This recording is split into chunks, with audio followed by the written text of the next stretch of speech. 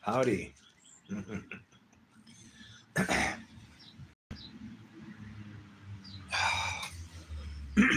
get any bugs in the hair, you know.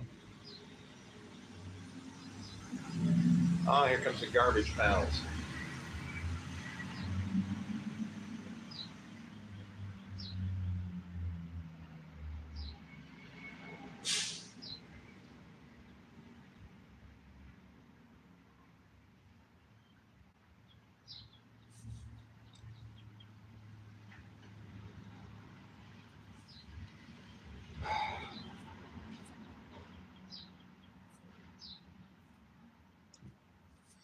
Boogers or something in there.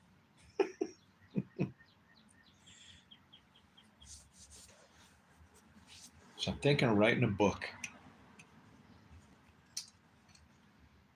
Man,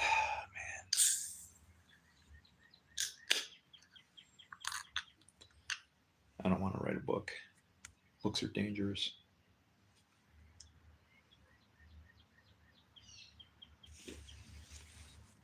You have to be very careful when you write books about God.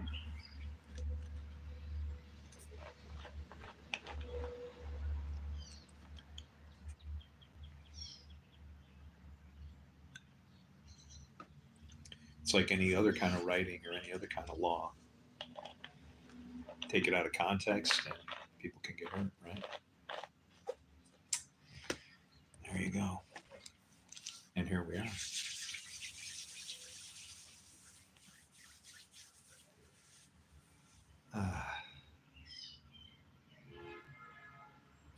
Kind of strange to be in these days of June and still have it be kind of halfway decent out in the morning.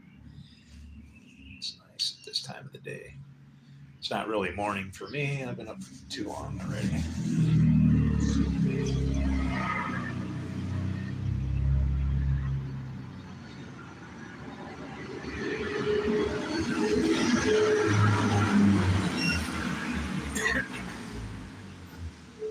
Yeah, all that Marine Corps stuff. Up in the morning with the rising sun. Gonna run all day till we get it on done. Drink a case of beer before it's noon. Grab my M16 and shoot a few goons. The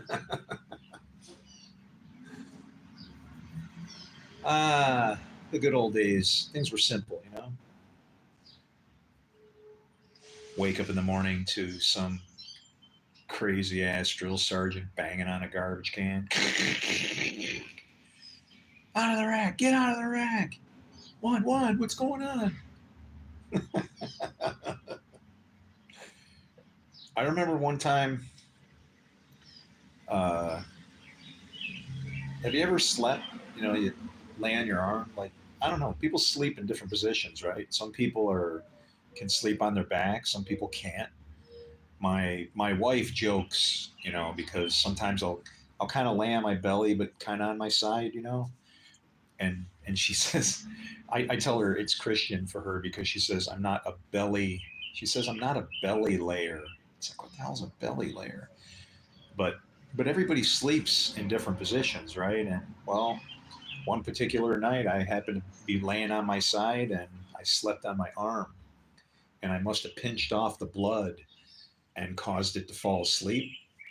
Well, my routine in the morning was, bang, bang, bang, bang, bang, bang, bang, all that noise. And then I would jump up and I would throw my arm out onto the next bunk. Well, they call it a rack, but I would throw it out onto the next rack and use that to hold myself. And then I could kind of swing down like almost like they were parallel bars, right? If you've ever done parallel bars in the gym where you got to swing on the things, I could do that. I could swing down in between them and shoot right out to the floor really fast. I could almost beat other people because I just used my body weight to literally swing me and throw me out to the line, right? Well, guess what happened?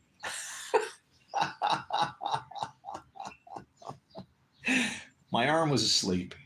So when I threw it out to go on the next bunk and hold myself, it just went it was paralyzed. It just flopped. And so I just basically dove onto my face, right, from 2 stories up. I had the top bunk, obviously, and I busted my face on the bed frame. They nice metal edge springs and wires. Yeah, man. And I'm standing there. They're counting off, and I'm bleeding. I'm messed up, man. And the drill instructor's walking down, looking at people, on both sides as they're walking down the thing, and he gets in front of me, 51, and he's like, "Ah, what the hell happened to you?"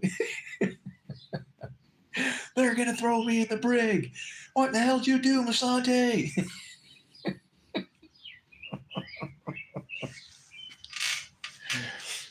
Yeah, I shed a lot of blood in boot camp. Actually, I did. Yeah, I was bleeding on both sides. Actually,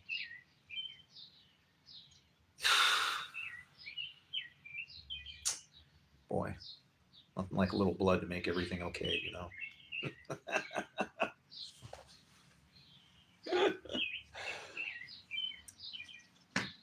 But yeah, it's like everybody sleeps differently, and to get woken up to like a whole bunch of banging noise and crazy stuff, it's like just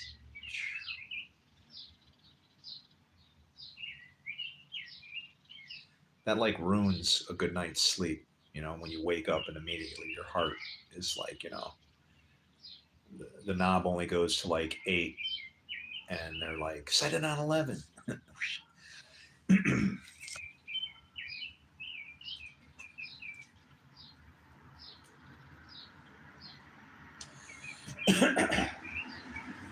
I live in the country. We have bugs and everything. Some of the bugs, they registered with the FAA. They got numbers on the side and everything. And so, like, if you get one of them that comes around bothering you too much, you just got to call, what is it? It's 1-800-AIRCRAFT, but take the A out, CRFT. 1-800-AIRCRAFT, CRFT. And you can report them, and they'll send somebody right over to take care of it.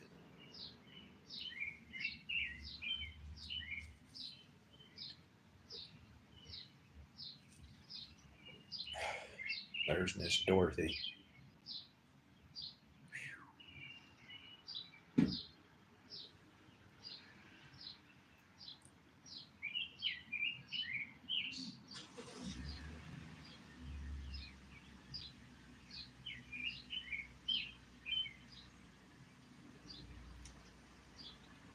You know what? I bet they make a little step ladder that she could mount in her car next to the seat. And when I just watched my neighbor struggle to get in the car. Sorry, I kind of drifted off into rescue mode.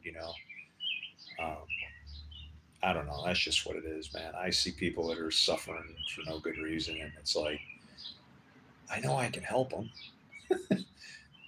but some people don't want your help. What are you gonna do? Sometimes you feel like a nut, and sometimes you don't.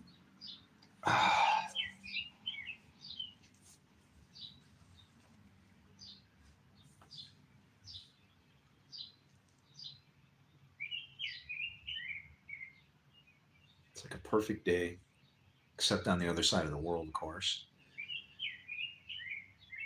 Ah, and you just can't go backwards.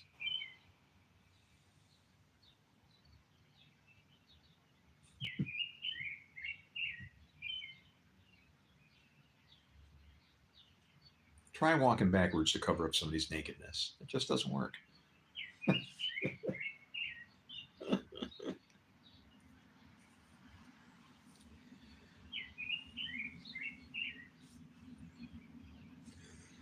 Oh, this is going to be so nice.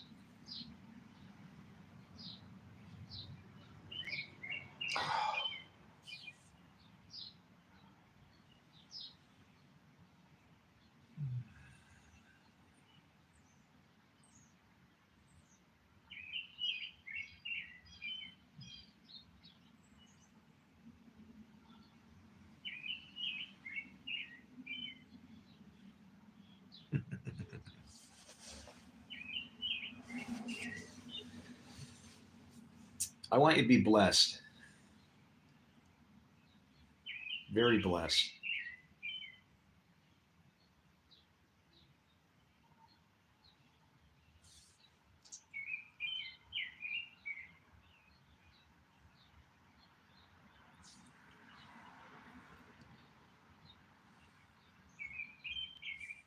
That, that little tiny, tiny one there.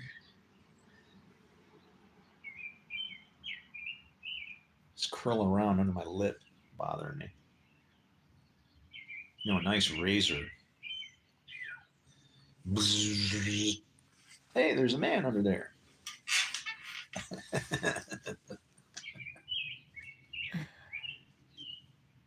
uh,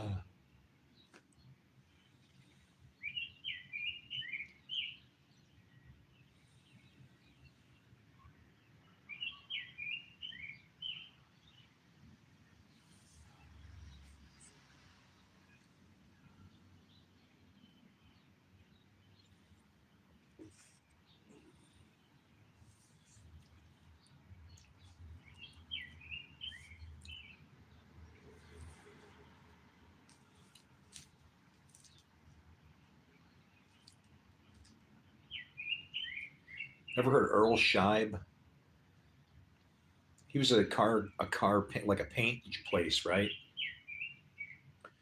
Earl Scheib will paint any car for I don't know how much it was. It was like $99 or something ridiculous like that. I mean, you could, if you wanted to, I guess you could change the color of your car, like, a couple times a year if you felt like it with that guy. $100.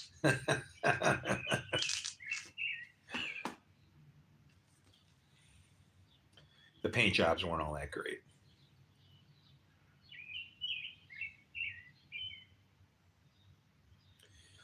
Me, I don't like to tape and paint. I'm a I'm a take it down to the bones kind of guy. If you're gonna paint metal, there should be rubber connected to it, right? Whatever you're painting should be one color, and then you put it together like they did at the factory.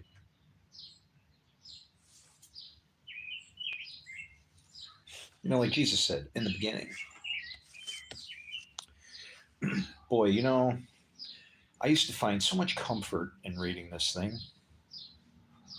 Not anymore. I just see now because I know the key. It's like I just see problem after problem. Not problems in here, but problems with the way that we read it, which is then done exactly as we've been warned about, and kind of what's that word we're looking for? I don't want to say transgressed, but like transitioned from book into our reality because we didn't believe that the book could do as it said it would do. And it certainly has.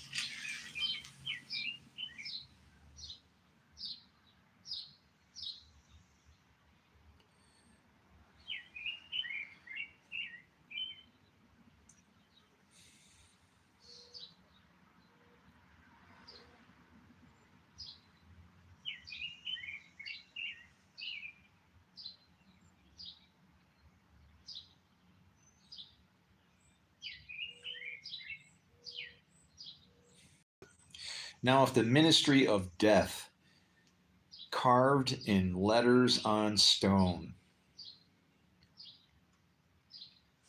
and that's what it is, there's life and there's death.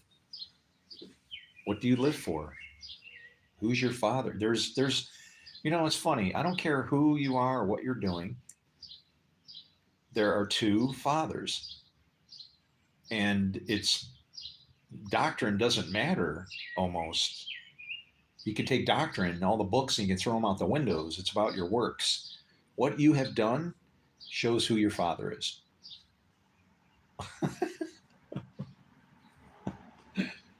um,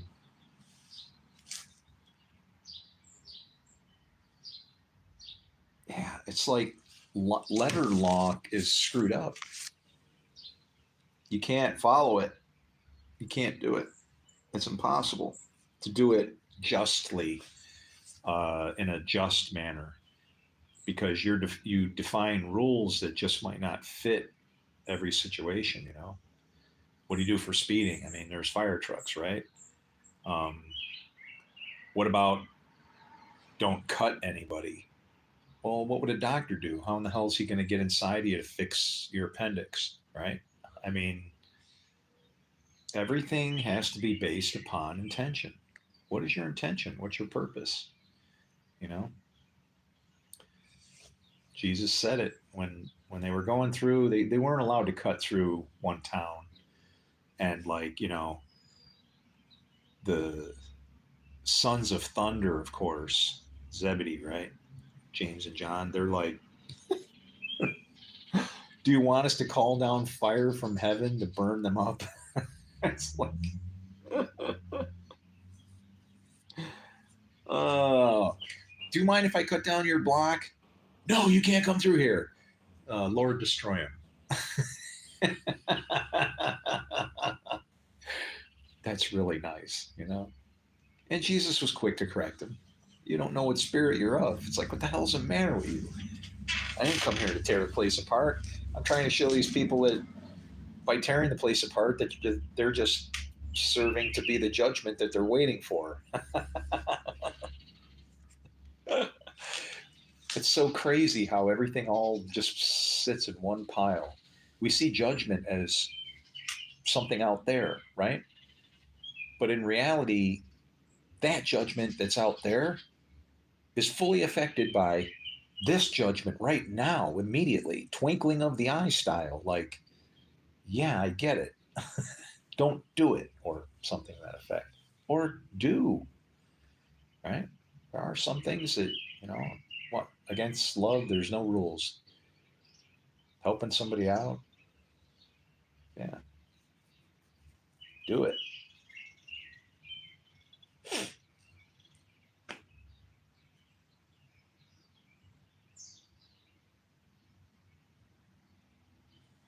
Yeah, I love you. I'm commanded to. So there.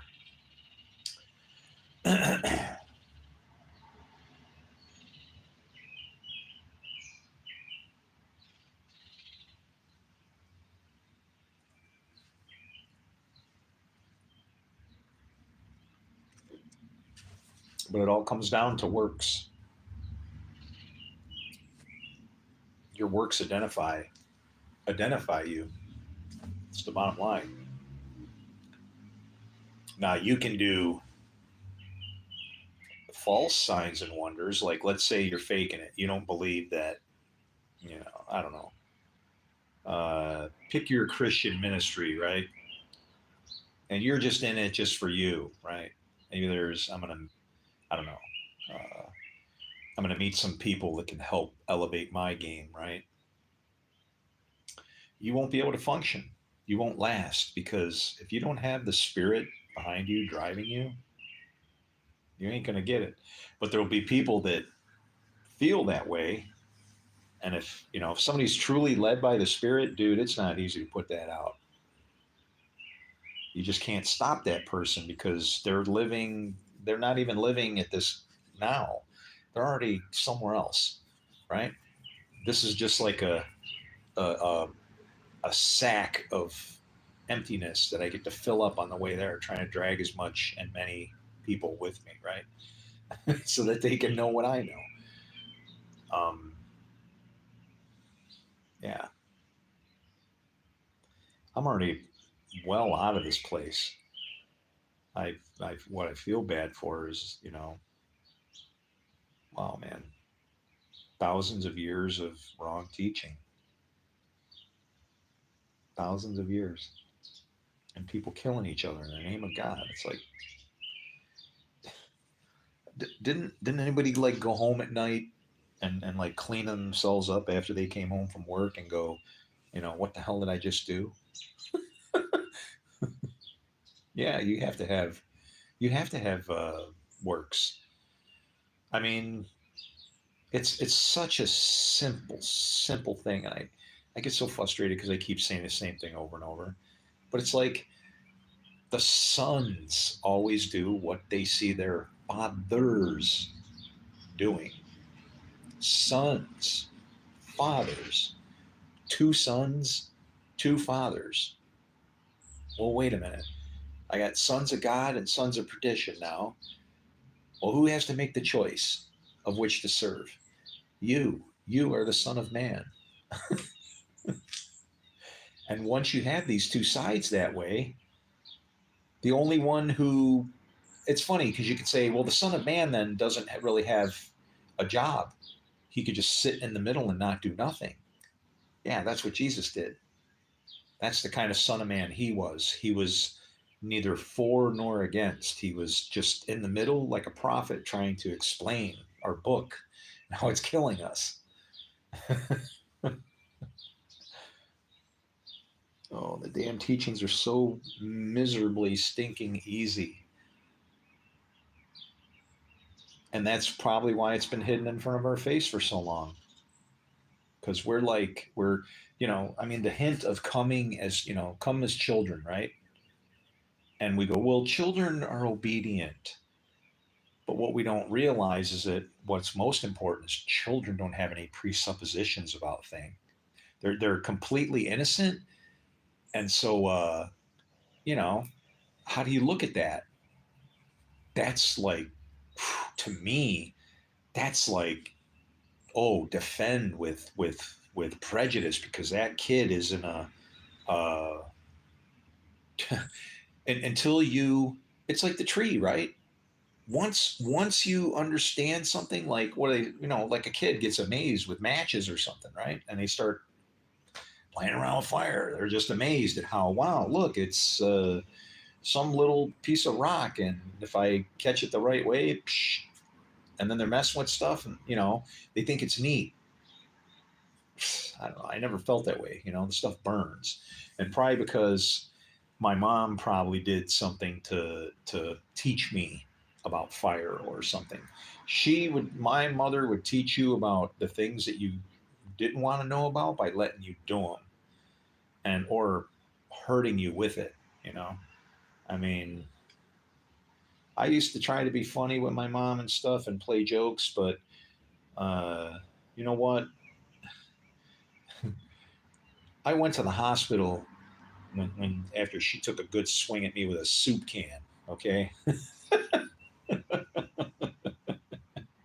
my mom might have been 4 foot, 9 inches tall or whatever, but yeah, he didn't mess with her. Okay.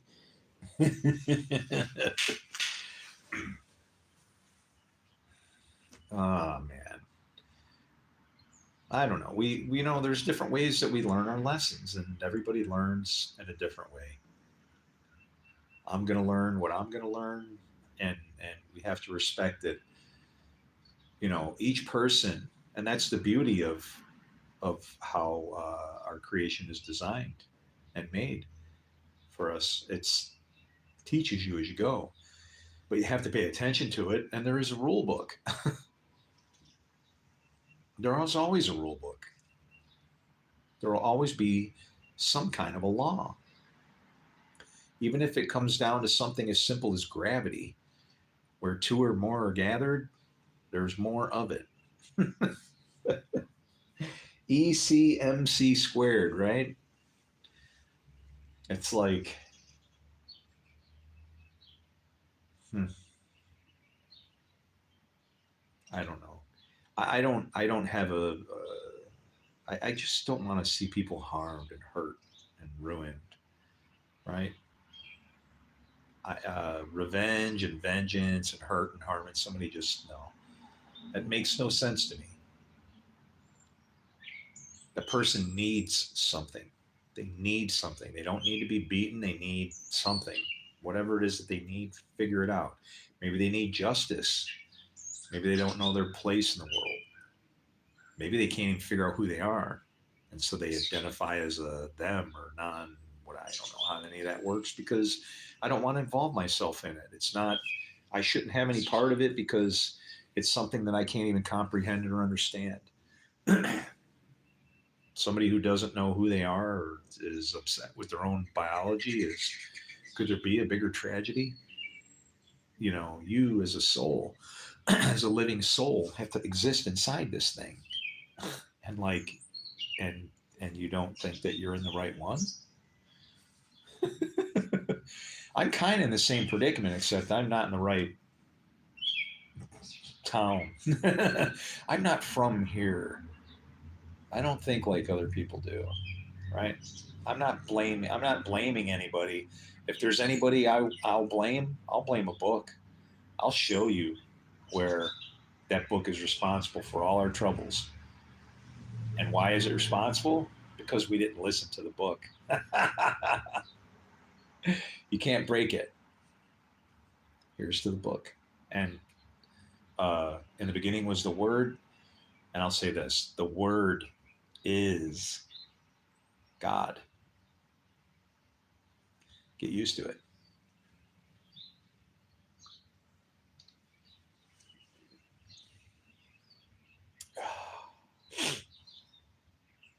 Hmm.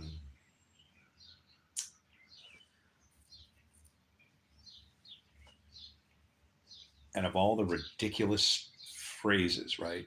Who can know the mind of God? You know, you know, your thoughts are off in Einstein land or Elon Musk or something, right? You attribute the mind of God to being this supercomputer, right? Like with not only that, but like with actuators and devices that can then, you know, inject that intelligence into a physical realm. I mean, it's like, no, no, no, no, as in KNO, KNO, KNO. No. When a man knows a woman, she produces fruit. If you know the mind of God, I will be able to tell, because I'll look at you and I'll go, oh, I see good being done. That person they must know God, even if they don't know Him. Ah!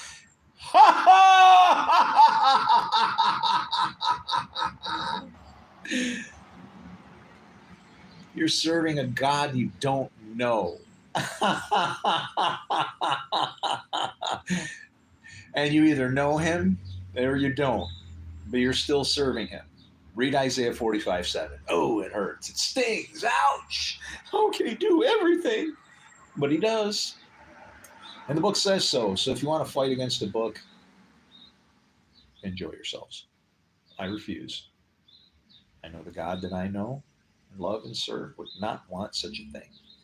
He said things like, so far as it concerns you, live at peace with all men. Well, how can I get out of that? That's just one little piece. How many more things you got to throw at you, right? You can even figure out that's the kind of stuff that Jesus wrote on the ground. He was sick of people looking in a book and using it to beat on each other, right? When the prophets said that, you know, that they would beat their swords into plowshares, you know what? Do this kind of beat. Play a new song, right?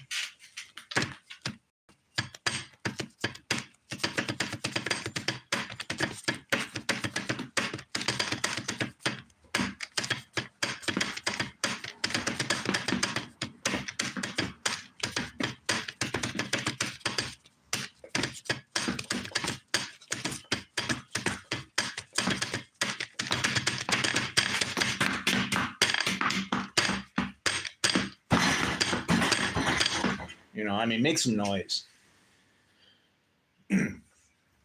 Don't be a clanging cymbal. Throw your arms out. Tell somebody you love them.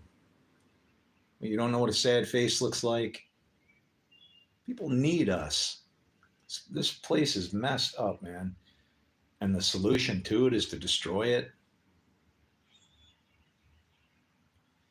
I'm sorry, but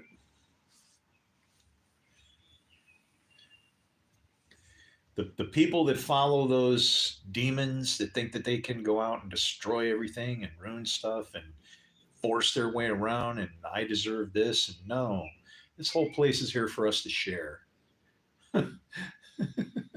Okay. And if you're not willing to share it, then you're not being much of a blessing. And if you're trying to claim it all for yourself, then you're definitely not a blessing.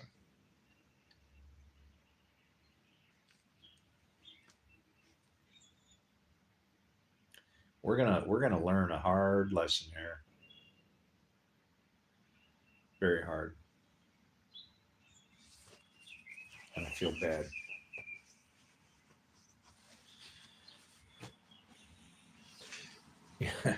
You know, there's nothing worse than having an itch that you can't scratch. And that's what I've got going on right now. I see a problem and I got thousands of years of brainwashing and indoctrination to reverse. Paul warned us. It's so in our face.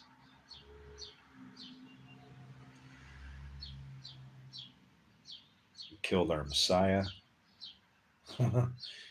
Forget even, yeah, take Son of God out of the mix, and it's bad enough already.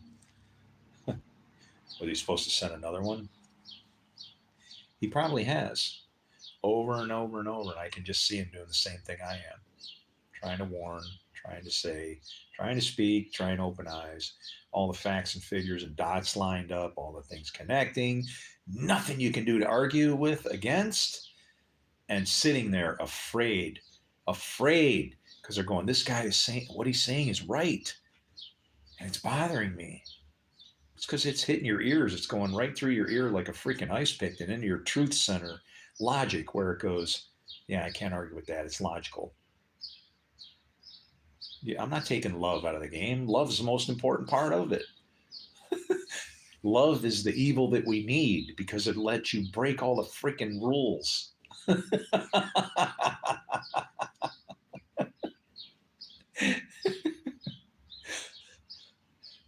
What?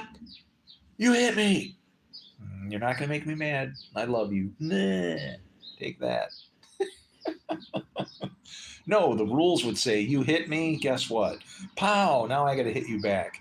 Well, I'm not sure. You might have hit me a little harder. We should even up the score. Okay, pow. Brother against brother, hand against hand. No, I'm more of the kingdom of laughter kind of guy. That's what I'm into. So, ho, ho, ho. And after you got that nice hoe going and that ground's all nice and prepped, you dump that seed in there. And guess what? Light, water, word of God. Guess what? You just beat your sword into a farming implement. Ho, ho, ho. I heard the word today. And let's talk about something else. I'm sick of the Bible. Nobody cares. I heard something today where a lawyer was talking, and he actually used the word goad. He was talking about tricks that police officers say. They learn these things in police academy. So if they say you don't mind if I search your car, if you say yes, I mind, then it's implying that there's a reason. Yeah, I mean, no, no. Actually, it was so you don't mind, and if you say yes, if you just answer yes or no without implying your direction on that, if you just said yes, so you don't mind if I search your car, then yes. What is he saying? Is he saying yes, I can search your car, or yes, you mind? So you see what happened there. This book, this Bible does exactly the same thing. It does exactly the same thing. And I almost feel like saying same damn thing because the people that stumble across that are damned. They have stumbled across pride in a book and written in a book for that very reason, you know? The wicked are reserved for judgment. Does that mean I'm better because I'm not wicked and those guys are reserved for judgment? No, actually, it means that the wicked are the judgment, and that as long as there is wickedness, there is judgment. How do you get rid of it? I don't know. I guess you better know the truth, huh? I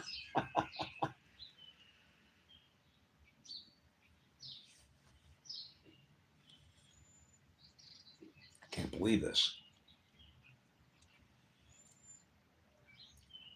This is not right. It's like I sit in a spot right now in my life where I'm either the Antichrist or the Messiah. And what do I say? I could say, I love and serve God. And it's like people could say, well, yeah, well, even the demons obey him.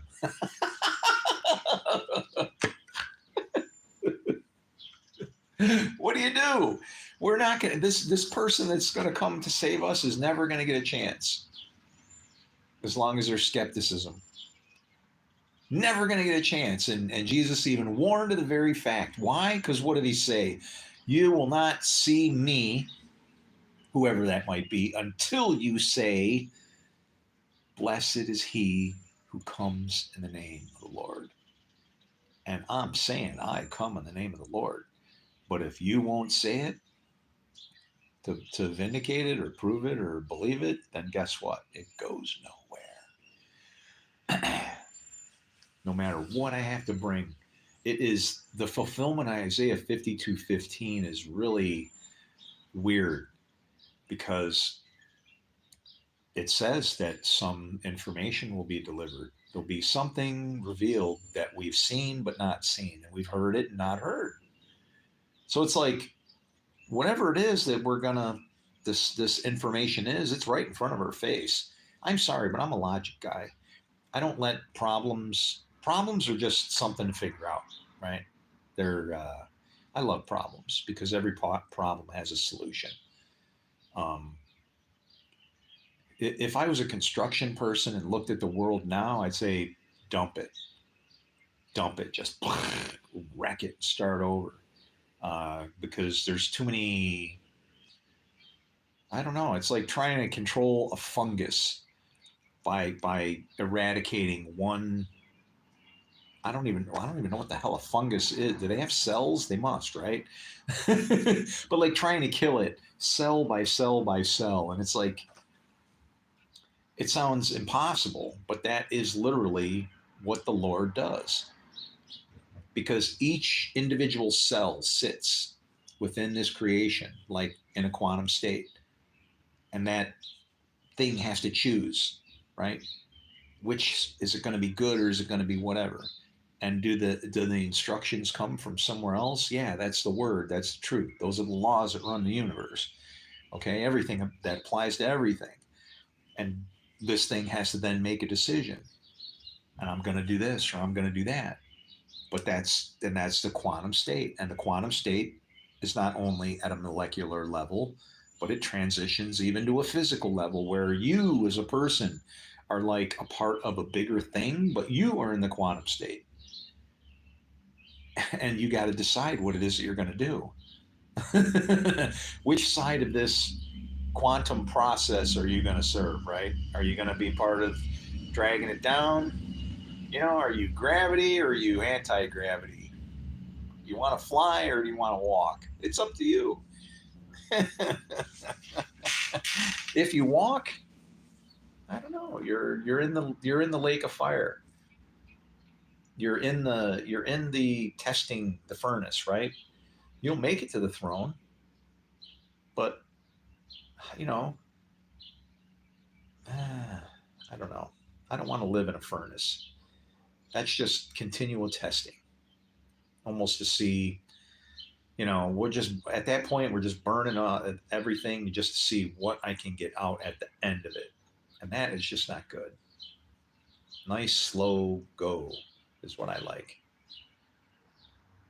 Speed, fire, immediate, ultimatums, creation, times of Noah. No, not me.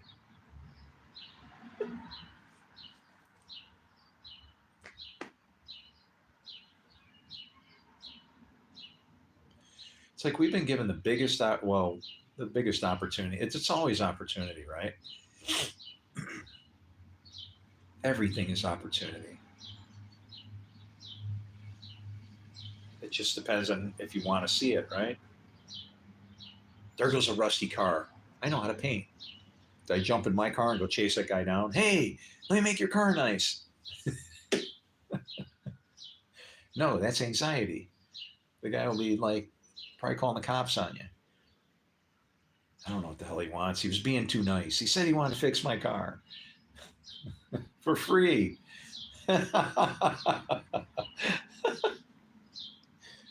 Oh man, I'm banged up, ain't it? I got some bad bruises on me here. Ah,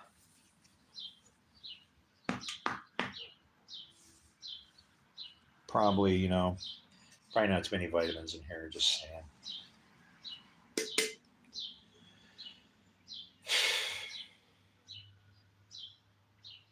Oh man, I love when the lights do that on the back of the car.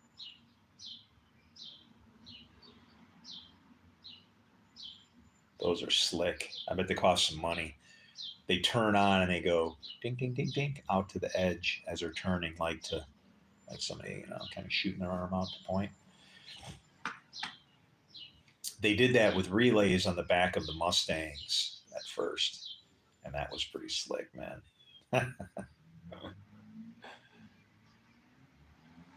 lights, lights are amazing things.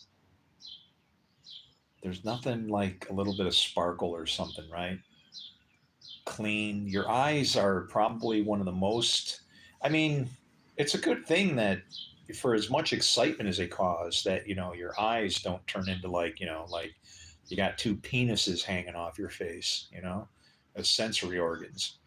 Uh, Boy, that just made it quite a vision, huh? It's like, hi, how are you? But for the things that the troubles that your eyes can cause you is like, wow, man. I don't know, and I guess I think of things like that, right? It's why I was able to accurately figure out why, and Muslims, why the women wear the hijab, and it's because they're trying to protect you from sinning when you're looking at some beautiful chick that's hidden under a black tarp.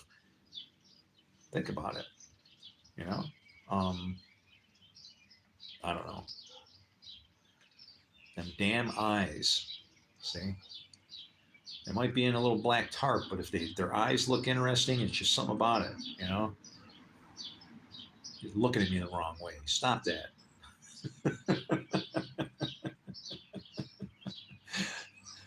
Maybe she didn't mean it. Maybe I'm reading into it. Go away.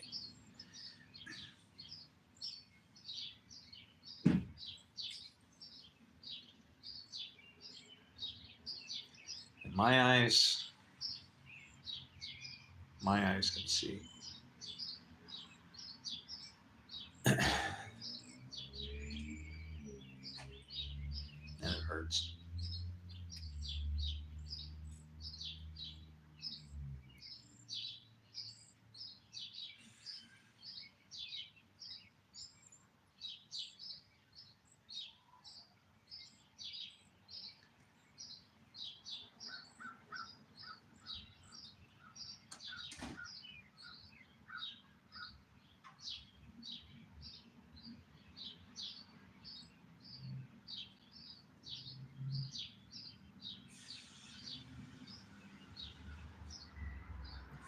I'm just enjoying watching my neighbor. I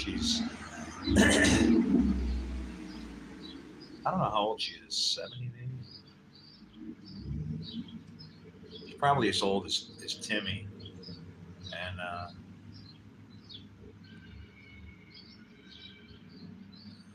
she's going to water plants and stuff. So she's like, you know, getting her water can going. Doesn't do a garden anymore. When I first moved in here, she had a garden out there, but she doesn't do it anymore. She's kind of moving, kind of slow. But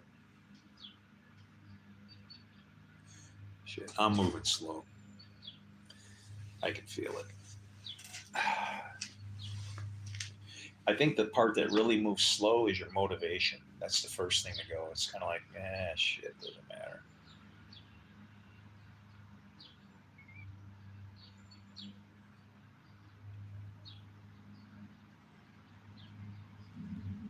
Wow,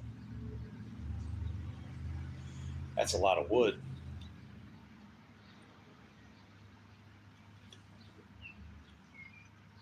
Truck just went by with a whole bunch of wood in there. Now, while I'm respectful of fire, boy, can I build a good fire.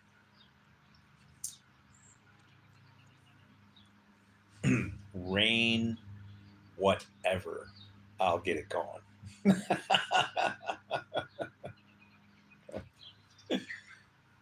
I'll keep you warm.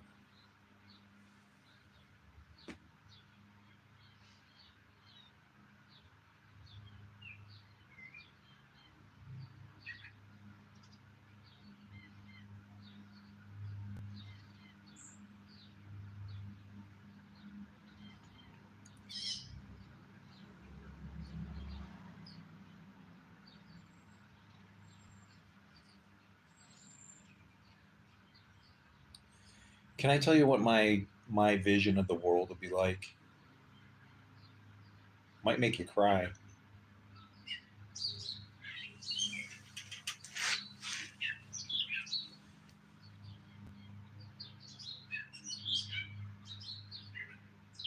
But like, I like to help people, and I know how to do shit. I can fix guitars, cars, airplanes, freaking landscaping, gardening, photography. I can brew wine. I can cook. Yeah, man. What do they say? You know, farm to table, right? I can do it all. And in the perfect world, in the world I imagine that I would live in, I would just be given like a truck and tools and all this shit to just go around and like be a blessing. Like I just drive around and go, some lady mowing her lawn. I might not get very far. I could be 2 blocks from my house, and there's somebody, hey, what are you doing? I'm mowing. You look like you're moving slow. I bet you'd rather sit on your porch and have a lemonade. All right. Yeah, go hang out on your porch. I'll be right with you. Buzz around on the lawn, take care of it, and then go hang out. And then what happens? Well, I don't know. It was nice to meet you. All right, I'll take off, go find the next person. You know? And then what? And then I get a paycheck? What do I need? I don't know. Somebody like I don't need to go flaunt anything. I'm already giving myself away. I don't matter at that point. You want to know what I need?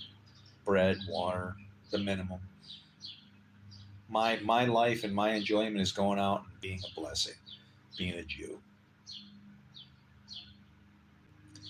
being a peculiar person.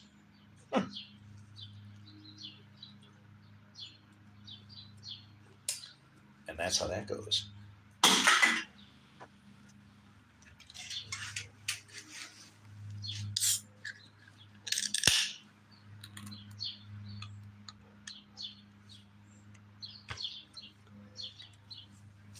Can't tell you how many times I've actually gotten in trouble and even arrested for trying to be nice. Even save lives, to protect lives and get arrested for it. I'm not from here.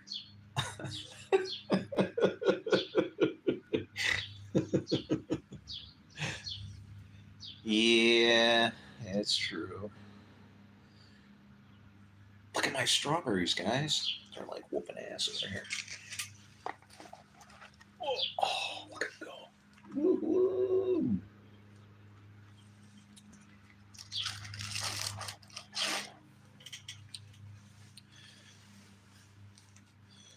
The green pepper took a hit because I got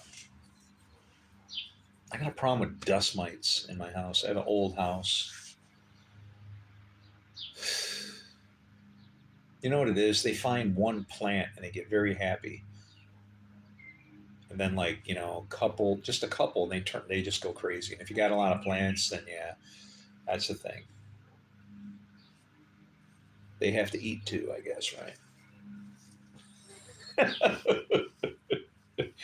Kill them all. Wow, look at these. Man, I should, you know what I should do? I should pop these out of here, and I could throw each one of these into its own hydroponic unit. Should I do that? Like this guy. See this one? Look at that little bucket there. That's a those are green peppers. Green peppers in there. It's gardening.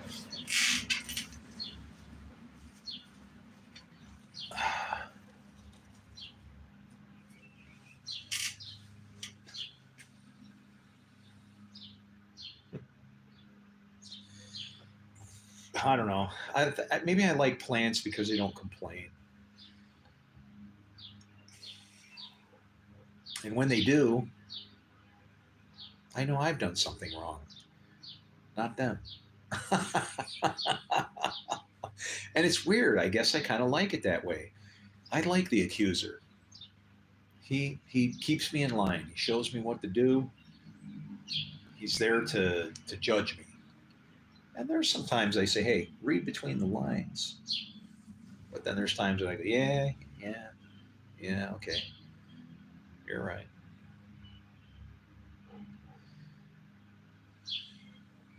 But when you're not, I'm not going to listen.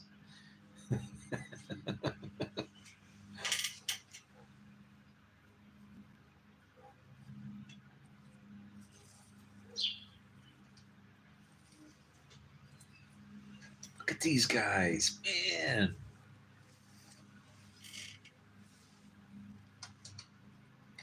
See, I I'm a bad person with promises because when I make them, I don't break them. And I made a promise I wouldn't buy strawberries in a store anymore, and I have not bought strawberries in a long time. It's because I found out I heard a story about what a farmer was doing to a migrant worker in California, on a strawberry farm. Like the guy had a pretty wife, and like yeah, the farmer, who owned the place, he has migrant workers working for him, and the migrant worker had a pretty wife, and decided, I'm going to use the little border plan to take advantage and cross some borders I shouldn't be crossing. Man, if I could ever meet that guy, I tell you what.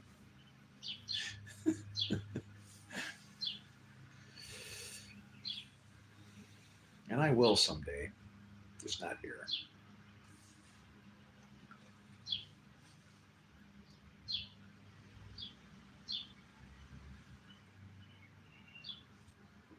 And he's going to find that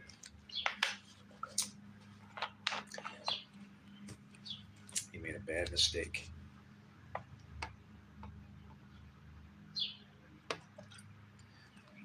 about someone like me.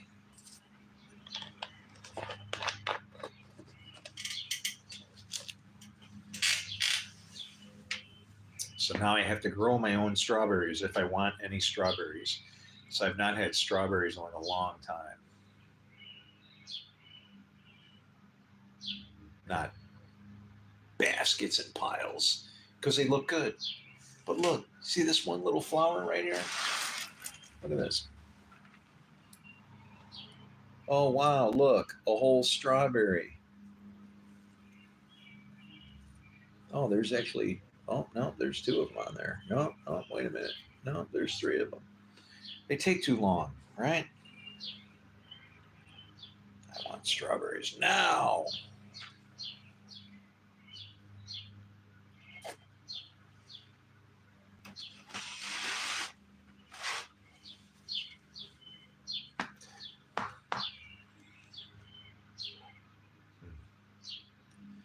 I just got a great idea. I actually had, well, I don't know, you guys see me drinking a lot of beer. Um,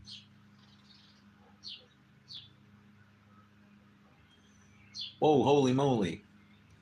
I got, I'm sorry, guys. Comments weren't moving for a long time, so I wasn't watching. So, somebody said, "Do you own a farm?" Um, what's a farm, right? You'd be amazed at what you can grow in a small area, right? So, I think the better question would be, do I farm? And that would be yes. I have I have grapes um, that I just actually trellised this year. I'm behind, so but my grapes went up because they started to fruit the past 2 years, so I needed to get them on a trellis, and I was just kind of propping them up with some whatever. But I do hydroponics, so I grow in in what's called an inert medium. So an inert medium isn't biologically active, so it'd be like a sponge, right? And then that means that any nutrients that the plant gets, I have to provide it because it can't live off the sponge, right? Um, it's kind of weird. Sponge living on it. Yeah. But hydroponics, I also do some stuff in soil. I mess around with a lot of it, but I'll be quite honest with you. The past 5, 6 years of my life, 5 years of my life has been trying to save the world from itself because I have found a big time problem with the way that we understand our scriptures. And I would like to talk to a theologian or two or three and set things right so we can move our world in the proper direction. And then I can go back to my life of farming and riding motorcycles or anything else, but worrying about some place that I feel responsible for only because I understand what the problem is.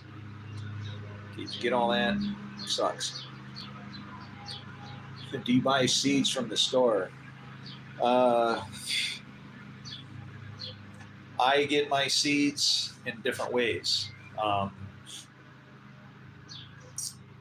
Sometimes, if I need seeds, I won't buy seeds in a packet. I'll go to the store and just get a green pepper or whatever, and just and grow it that way. Um, I realize that there's varieties and things that I might be growing something that has been modified or whatever, but that's okay. I'm less concerned with genetic modifying than I am with like poisons and things like that. So I get my seeds from the store, and then I know that anything that I grow, I don't spray anything on it. That's why bugs are eating my food. I'm competing with other things because my food is not only good for you and safe to eat, but bugs like it too. So I get my seeds from a variety of sources.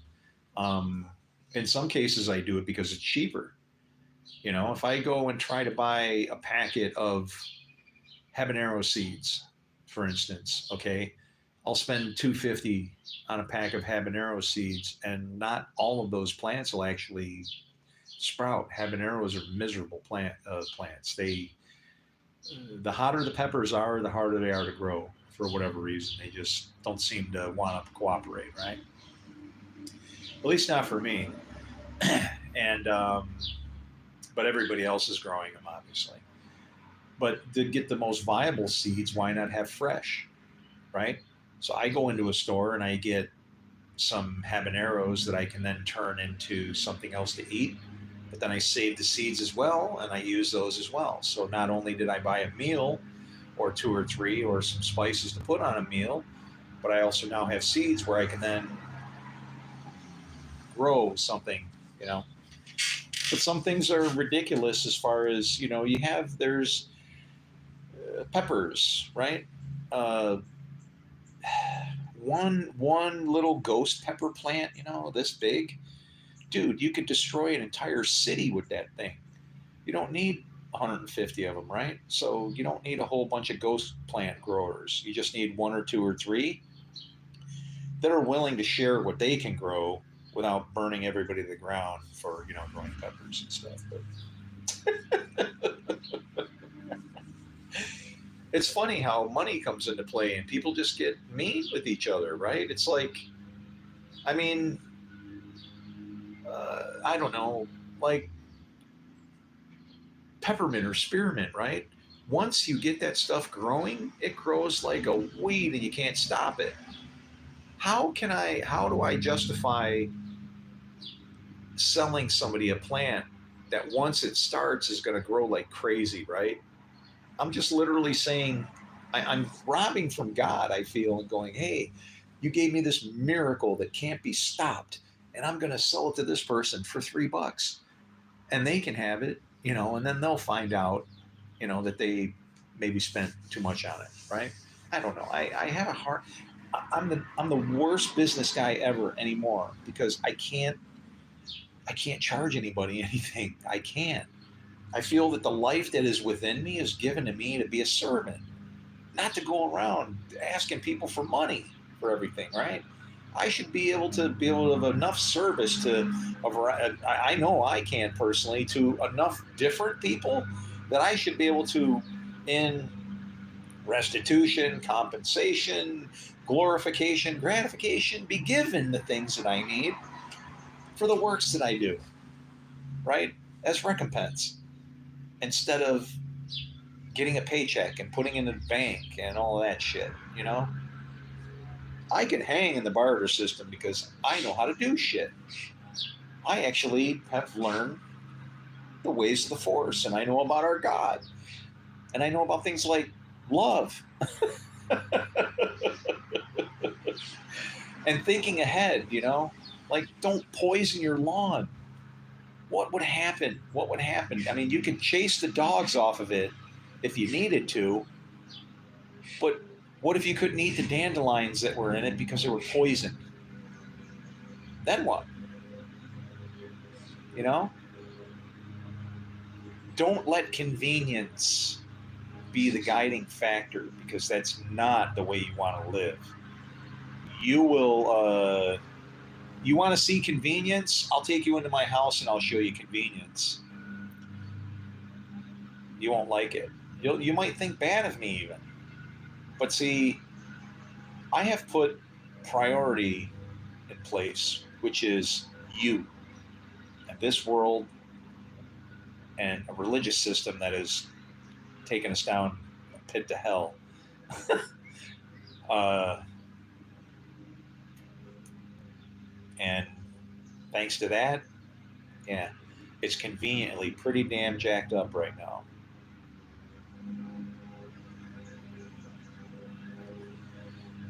Would it bother you if I said I haven't taken a bath in a year and a half or a shower?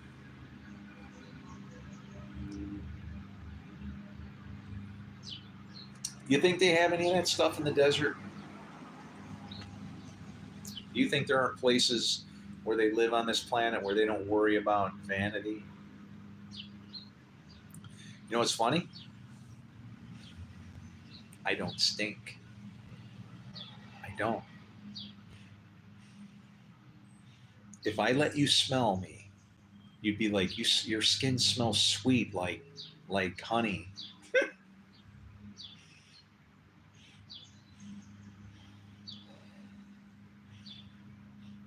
It's something from my family. All of my family had just we smell good. I don't know what to say. When I eat right and I fart, my farts don't even smell. I make noise like you can't believe and nothing. And you're just like, for 30 seconds of all that rumbling, I should have to call a freaking hazmat team.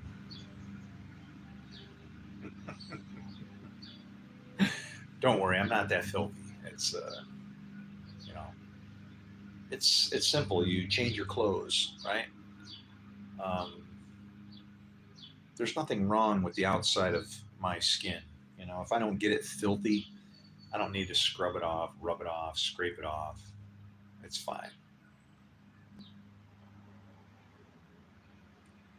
I was designed without and to live without all of this stuff: a house, a car, taxes and bills, people chasing me around trying to maybe take whatever money that I might have to try and pay those taxes and bills.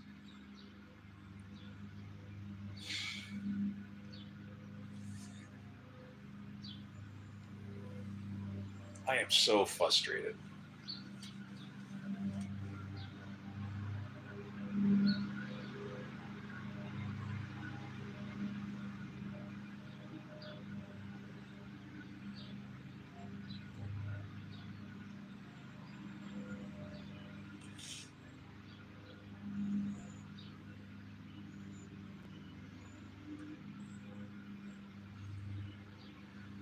You know what your most valuable commodity is?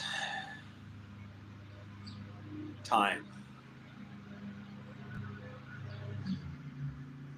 And the interesting thing is, it's as valuable as you make it.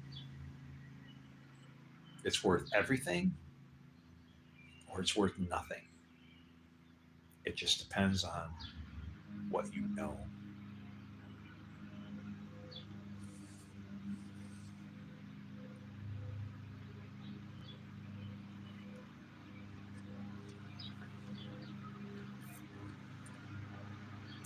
Does that dump you off when I say that? Do you catch that word now when I say no? I throw it in certain spots for a specific reason, because what you know is what you do. It means that God or a spirit, something has known you, caused you to produce fruit.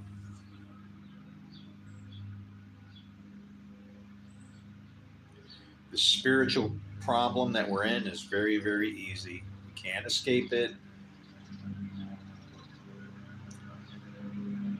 How in the hell did it get to this level of like stupidity denial?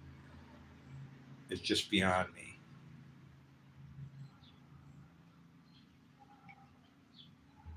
Which is a proper statement because then that would attribute it to God, which is definitely beyond me. But attainable to me. Who can know the mind of God? Whoever does the works of God.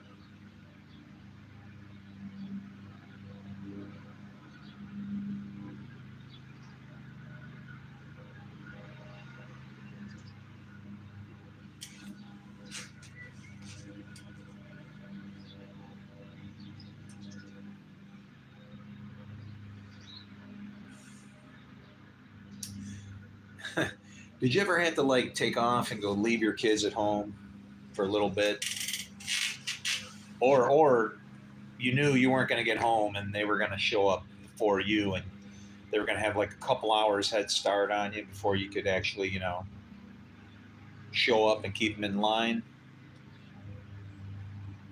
That's how I feel right now about the Middle East. It's exactly how I feel.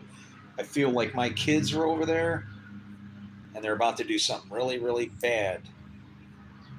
And I'm stuck over here and I can't help them. And they just might burn my damn house down.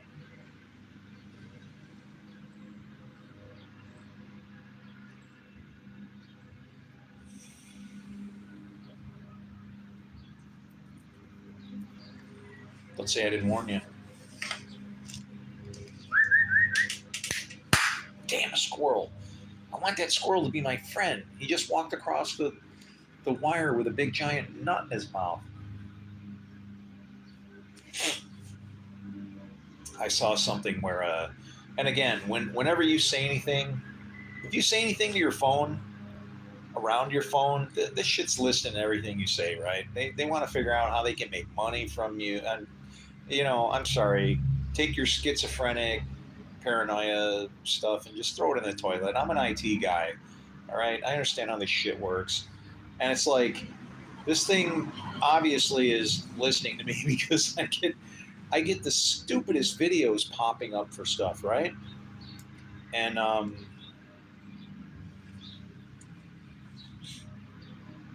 don't know.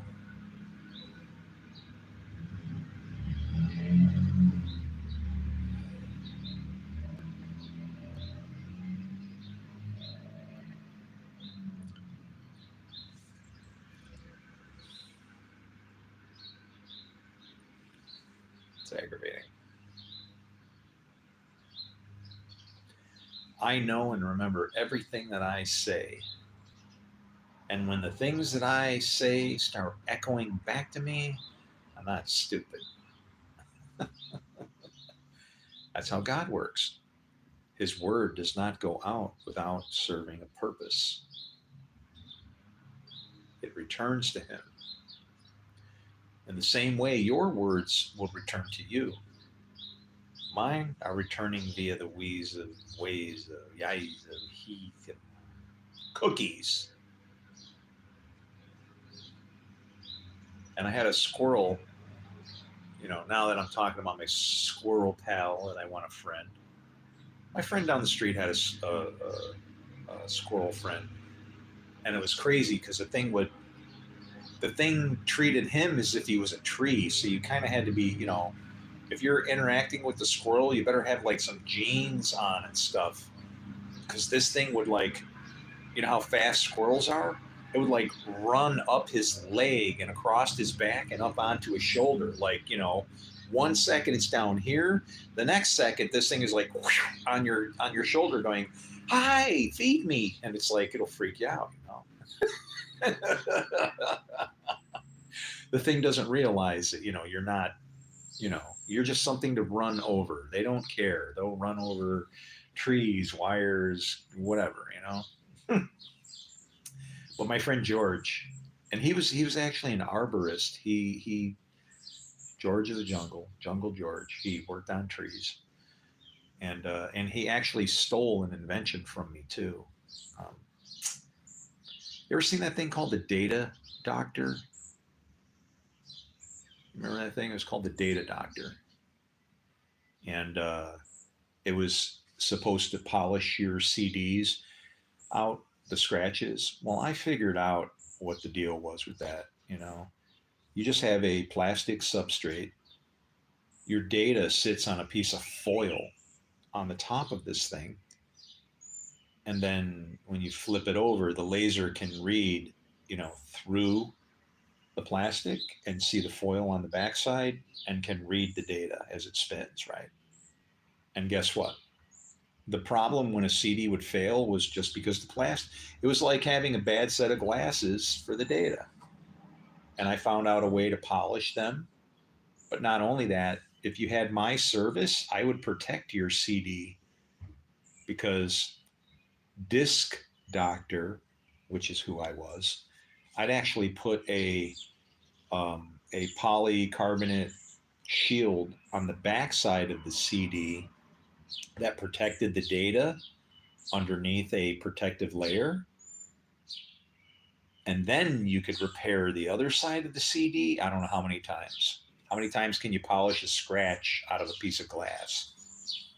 It doesn't get very deep, and you can do it a lot of times. And I did it. And I tried to start a business, and I have a DBA, which is a doing business as. I try to do everything legit and do it right. And you know what I didn't do? Uh, I didn't suspect a friend, and that friend had somebody with some money, and they stole my idea.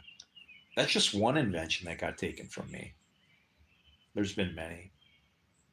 I've been bent over and had a corn cob stuffed up my ass so many times. It's not right. You know what is right? That I die, and that all the things that I've had robbed from me, that God take it out on you guys, because I don't do revenge. So when that time comes,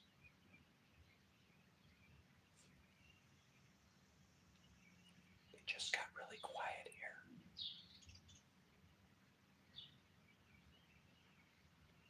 I don't hear anything. They'll pay back. That I know.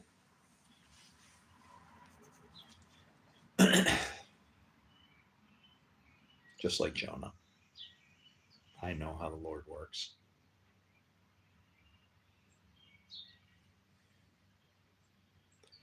Nobody cares to hear, but you will.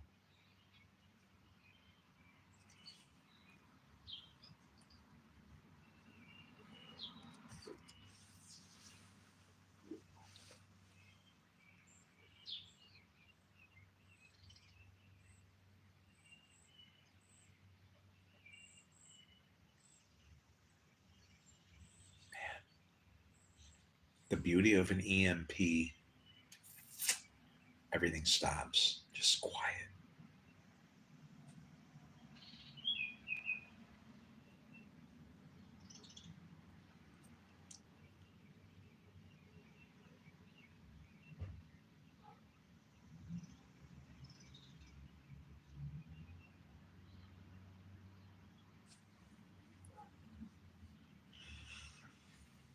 Ah,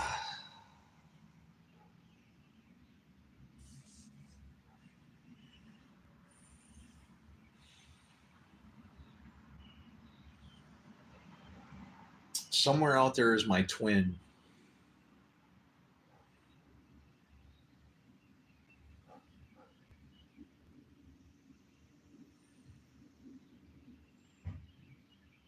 You don't want to meet that person.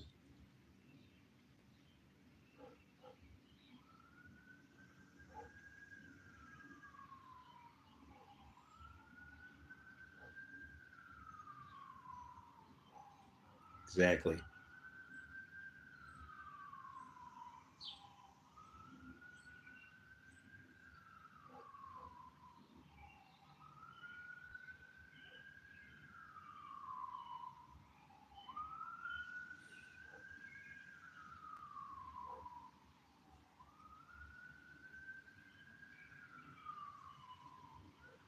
Go away. Just go away.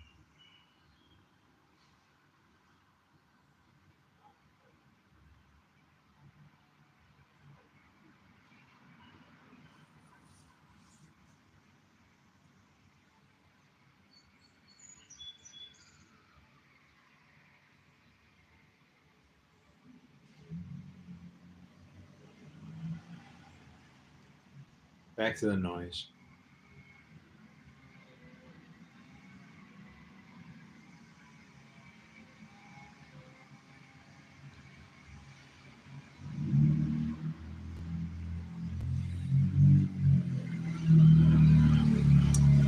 If you would like to help me escape this place, I'll take you with me.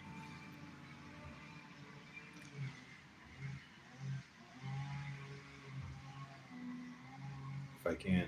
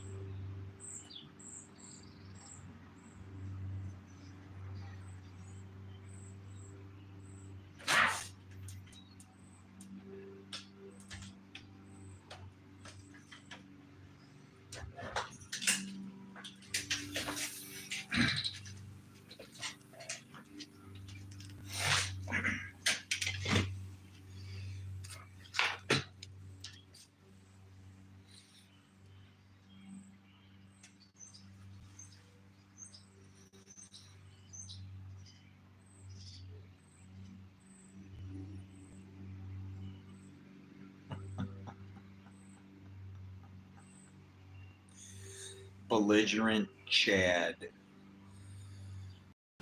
What a great name. um,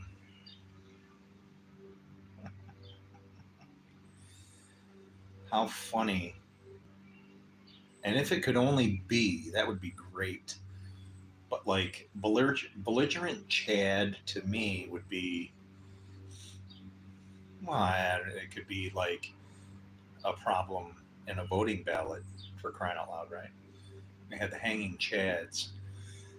um, but there was a guy named Chad that I used to work with, and I was thinking about him for the past couple days for some reason because he used to say this stupid shit. Actually, it was yesterday I was thinking of.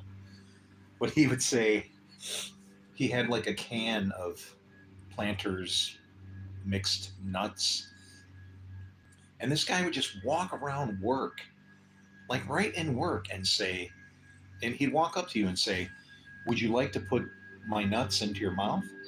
Or, some of my nuts into your mouth or some shit. It's kind of like, I think you'll find it enjoyable. And it's like, freaking, are you kidding me? And this guy did that shit. And it's just like, wow, man. It's like, how freaking brave could you be to just like, it's like, I'm sorry, but that's where the spirit of the law kicks in, right? I don't care if you're holding a can of Planters peanuts or whatever the hell he had and saying shit like that. It was like, you know, nobody walks up to you with this twinkle in their eye. Maybe that's what they were talking about in the book of Revelation. When you just kind of figure it out, right? You know what's going on. You're like this.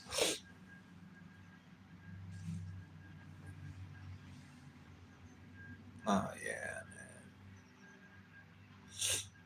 I got it going on now. I'm good, man. We'll be all right.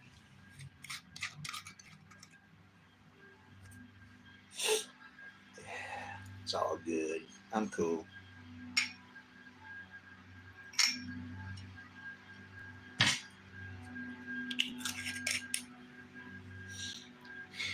Just rough stuff,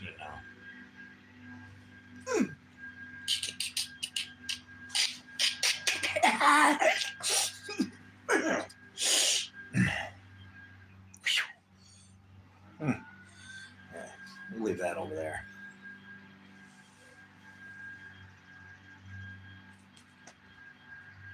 Yeah, no.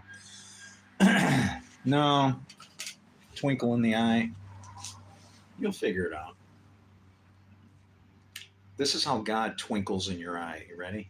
Or I should say the Lord. I know people are like, isn't that the same thing? No. There's a big difference between Elohim and Yahweh Elohim. That's why it looks like there's two different creation stories. It's not.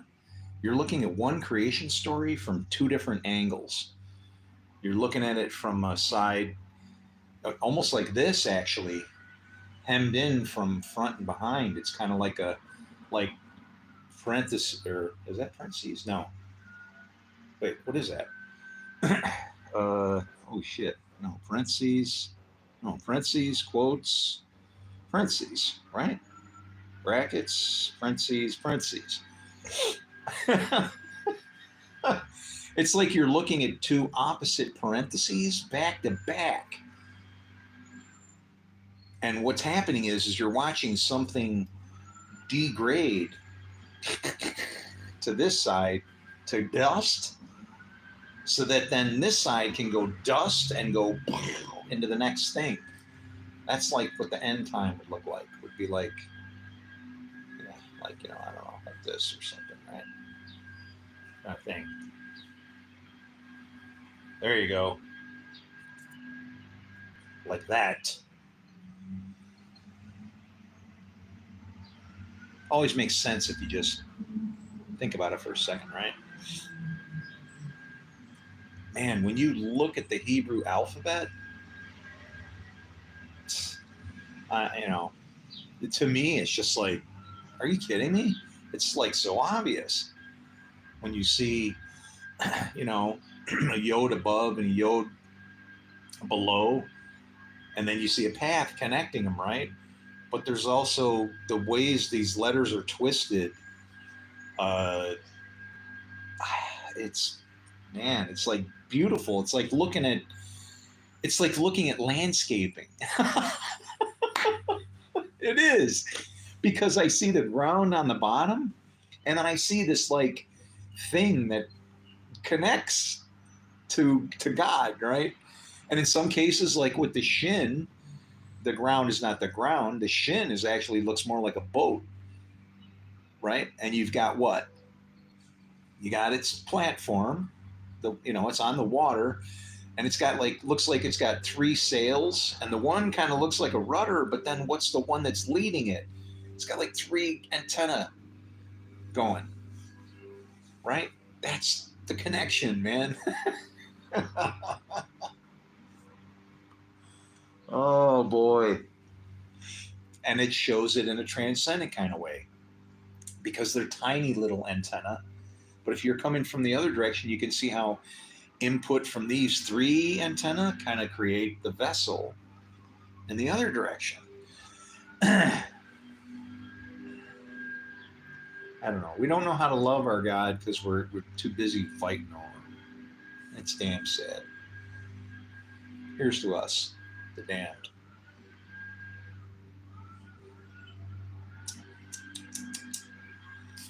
She's pretty good.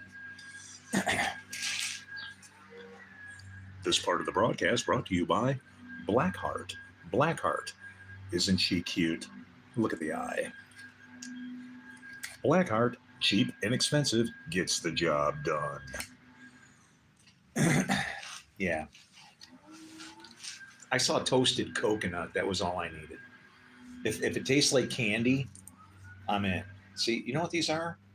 Smarties. God, I love Smarties. I was so worried when Trump started all that tariff bullshit. I'm like, oh my God, Smarties are from Canada. Oh no.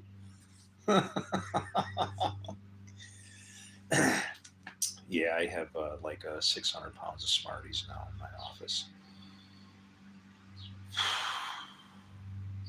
Um, but yeah, um, I don't really. I was just kidding. I haven't told the joke as a lie or anything like that in like a lot of years.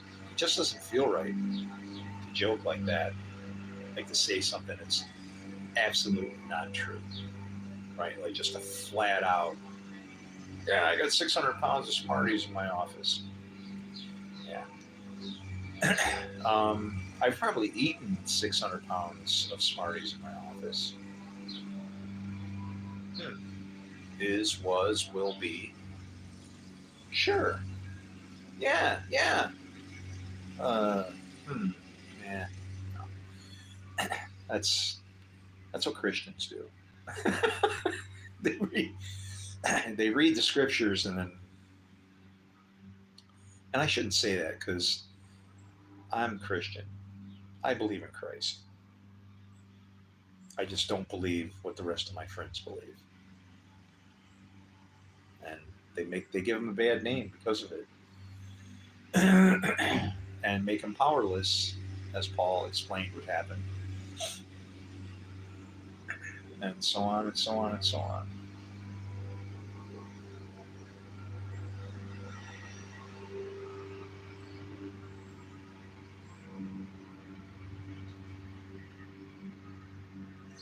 It's like literally down to the same exact things when Jesus was talking to Nicodemus. How can I explain to you about heavenly things?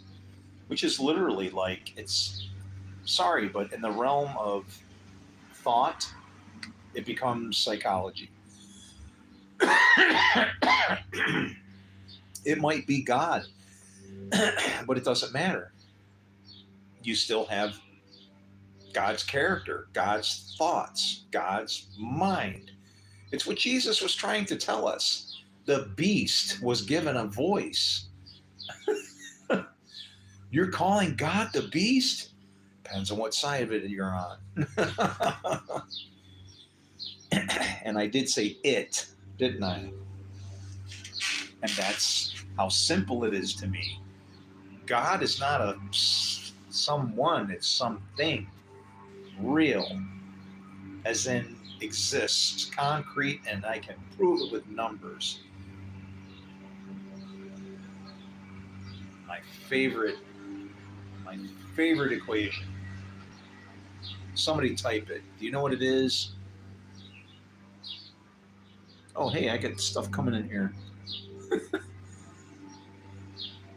Hey, Yosef, I'm a Muslim and I still support you.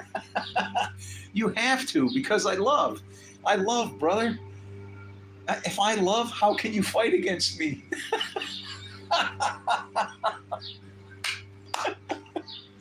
And I'm sorry then. See, you're Muslim, so now the right thing for me to do is, I don't know. Forgive me. I won't display this, and I won't show, and I won't drink this, and I won't show that. But I know candy is maybe okay. And why? Because I love you. How can you fight against me if I love you? It's what Jesus tried to show us. The seed, the kingdom that we're supposed to have, is of laughter, and we've made it a physical thing.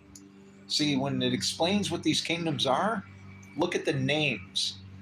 Isaac means laughter, and Isaac's father was Abraham. And then there is Ishmael. But Ishmael, what does Ishmael mean? Ish-ma-el. It's man and God with a question mark in between. And it's about a misunderstanding where in not doing and relating to God, we wind up in that kingdom of brother against brother, hand against hand. And I don't want that. You probably don't either. Not if you're sitting here listening to me. Yeah, I got no war in me. My biggest war is how to give up and just say, "Oh, forget it. Nobody's ever going to get it." You know, they just want to fight, and I have to just kind of sit back and go, "Okay, God, wear them out," right? Or however you want to refer to God, Allah, right? Same thing to me.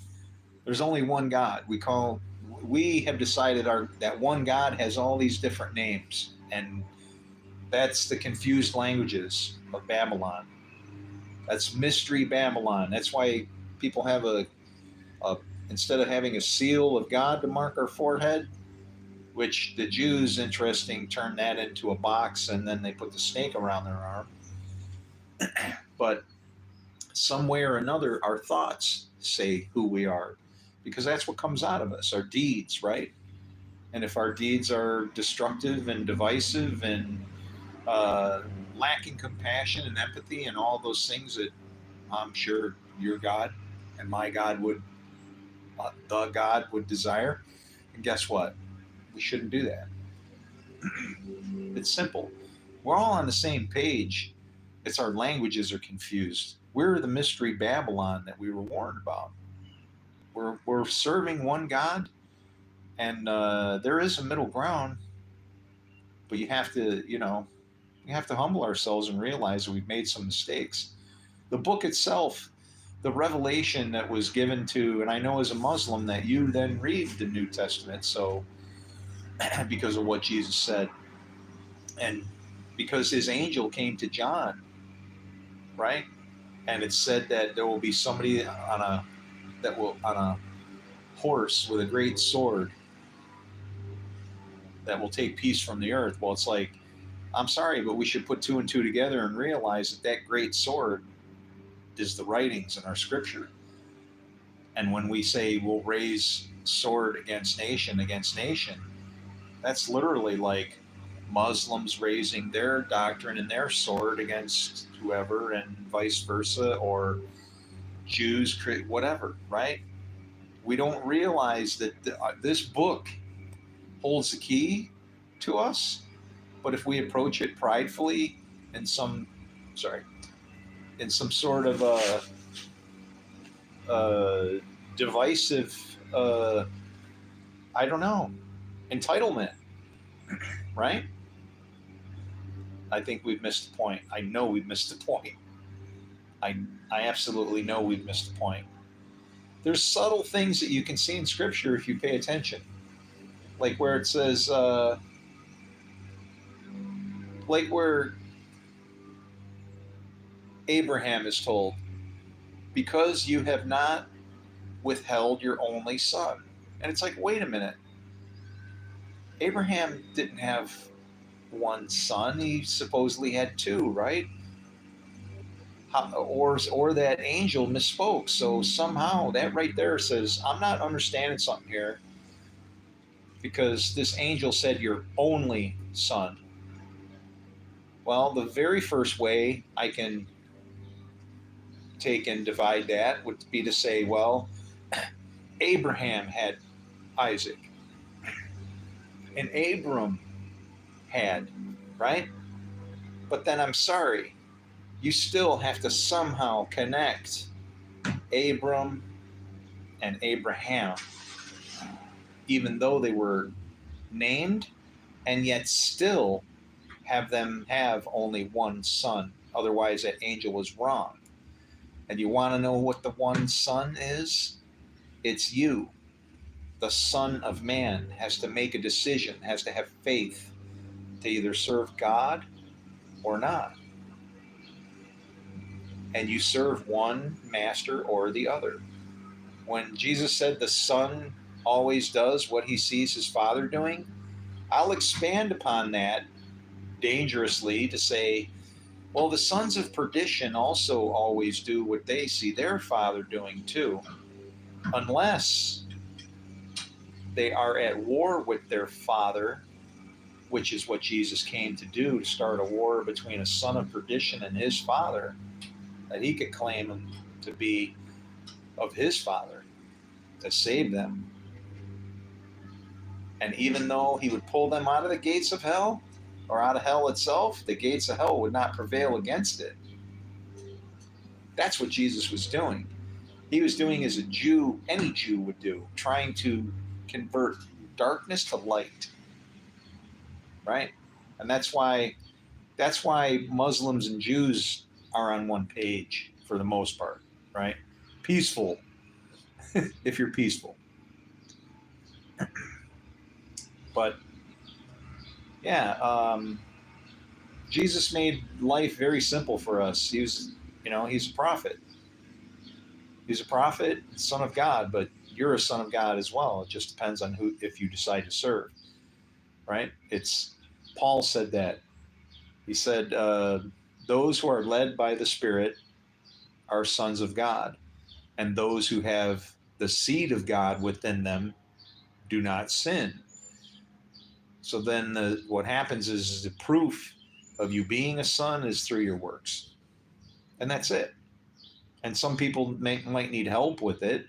Maybe they're doing something they're not aware, they're kind of off on the side, right? But if it's something minor, do you even need to say anything? No. Let it go. That's what grace is for, and God will correct that over time if it's terrible. If it's such a minor thing, just let it go. There's no reason to be trying to polish it. That is the glory of our Lord, is that he works through everything, both forces, good and evil, day and night. He's sovereign. He's, Lord of all, right? Sadly, he's put us in charge of it. Which should give us hope when you think about it, because he wouldn't do that if it couldn't be done. So then that should give us hope. He wouldn't give us something we couldn't accomplish. He wouldn't put more on us that we couldn't do. So that's what we should look for, right? Well then, but if you give up while having that hope, did you really have any hope? No, you didn't have any hope at all. Hang on one second.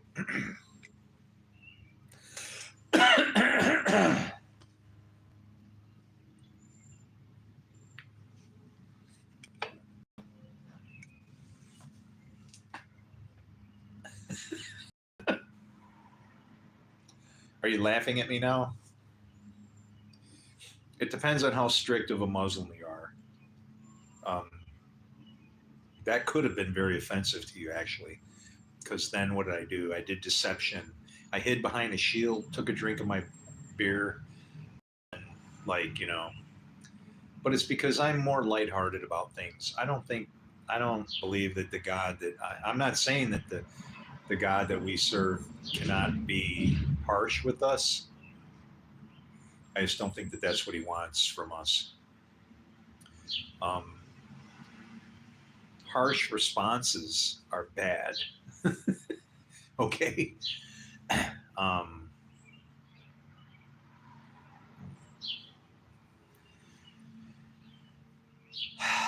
I just wish I could go somewhere else, or maybe to have never been born, right? Like, I mean, where are you located? Well, no, don't tell me. Um,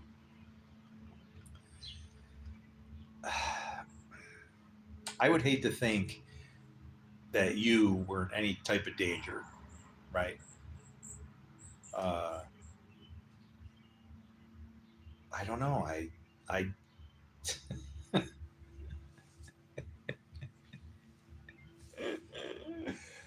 when Jesus talks about the old mother hen thing, right? So often, how I wanted to gather you like a hen underneath my wings, and it's kind of like it's just how you feel when you care about somebody, right? And that's what's missing in our world. Um, this all escalated from something really. I don't. It's just strange how it happened because this all of this warring, well, the war's been going on for a long time, but when it escalated was because of the Sukkot, right? Which is supposed to be a feast where everybody's invited, and you know that feast is held in a time of peace when there's peace in the land, not when you have a fence and people on the other side of it that might not be invited. You know, that feast, as defined and stated by our God, says, okay, very clearly, the stranger, the sojourner, the slave, the free, anybody. And so when it escalated on 10/7 on that day, people can say whatever they want. I believe in a sovereign God that allows things and causes things to happen at exact moments for very specific purposes. So, for no other reason than prophecy can be fulfilled and displayed, and the door, the gate between good times and bad times can be shown. And I'm sorry, but it's not that hard to see. But you have to remove bias from yourself and go, okay, I'm no longer American, I'm no longer Christian, I'm no longer anything. I'm just reading this and going, okay, this is what God wants. And how is it then, without any bias whatsoever, without saying, well, God would protect me? Job kind of pulls that off the table, right? That's not a that's not a perk.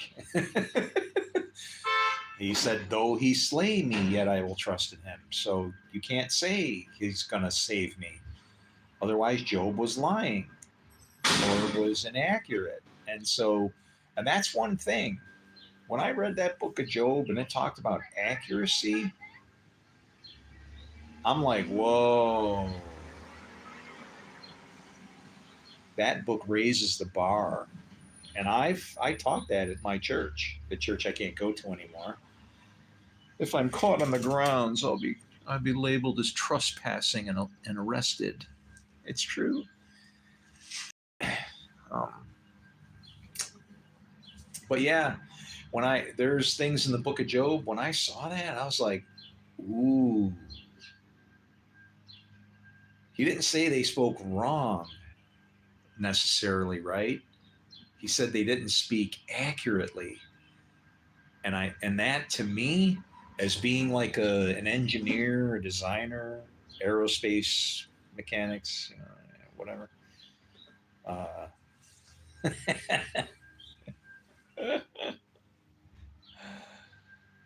man, we make the most marvelous toys, don't we?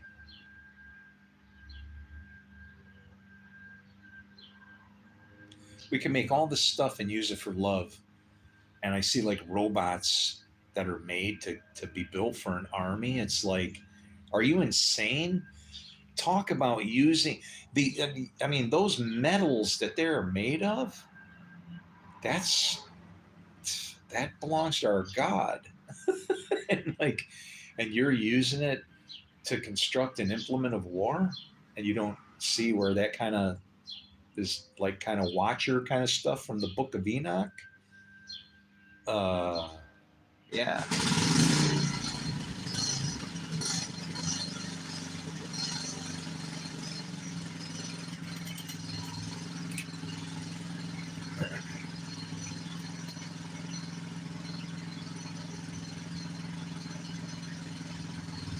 Why they kicked me out of the church?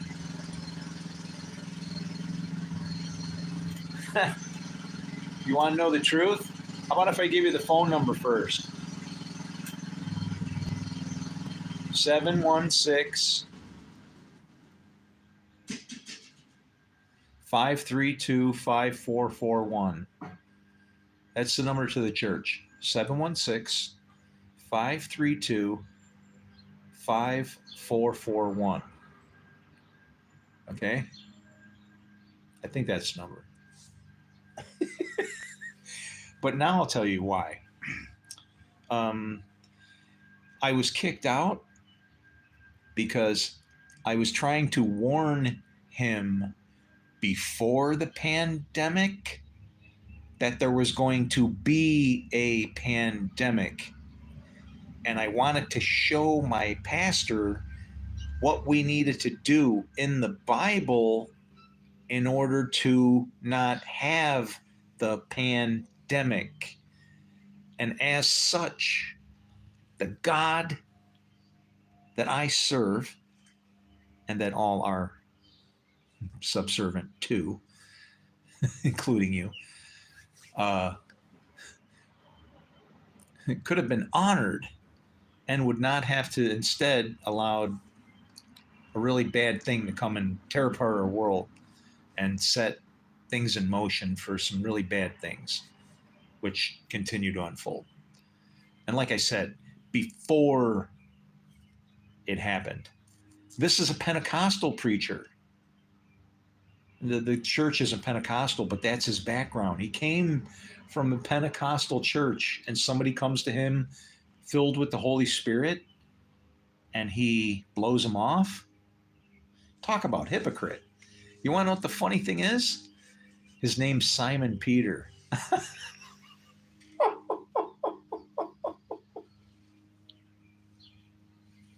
Oh, Simon. Simon, do you love me?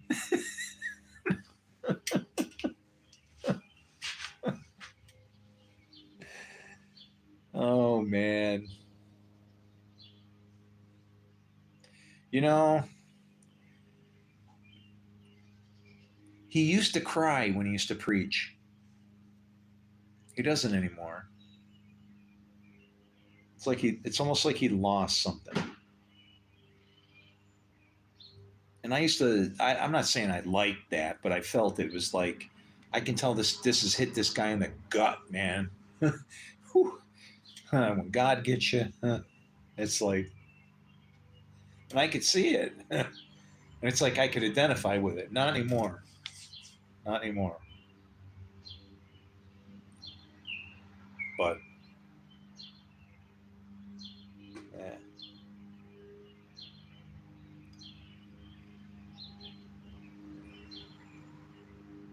I hate this job. That's all I'll say. That's it. Choose today who you will serve. Actually, see, but your works serve one or the other, right? So let's say you don't know who to serve. Okay, let's say you don't. Okay, let's say you've never heard of God, right? You have no, as far as you know, knowledge of God, right? Um, that means that as you walk, you stumble. You might get some things right. You might get some things wrong, right? Obviously, he sees some things as pleasing and some things are not. So it should be only fair that in lacking any understanding at all, you get to stumble along. Well, guess what the beauty is? What do you think happens when you stumble? What do you think that's called? Sin. Even though you didn't know it, thank you. Even though you didn't know it, it's sin, right? Because you did what is sin. Paul talks about this in Romans 2:12 to 14. You sin without the law, you still perish. You sin with the law, you still perish. Well, what the hell's the difference? And Paul says, well, forget about it all. The natural man is what we're driving for. The natural man is a law unto himself, doesn't need a book. He's a law unto himself. The law is written on his heart, like the prophets said, that nature, that it would naturally happen. The person would just know God, right? And then you're like, well, what does that mean, know God? Neighbor doesn't teach neighbor about God because all know the Lord. Well, that's what I'm telling you is once you can understand that the Lord is working from two sides, everybody knows the Lord. Even those who say they don't, they're just serving a God that they don't know, which means you should leave them alone. They'll figure it out on their own. Did you see the road to peace, how easy it is?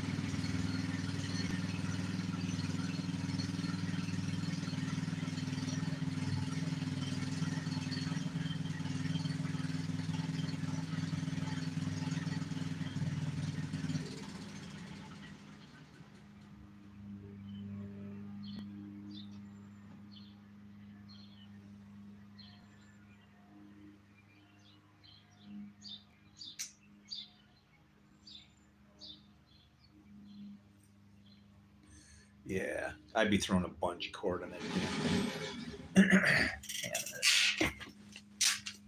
You got it, Frankenstein? What's that? You got it? Yep.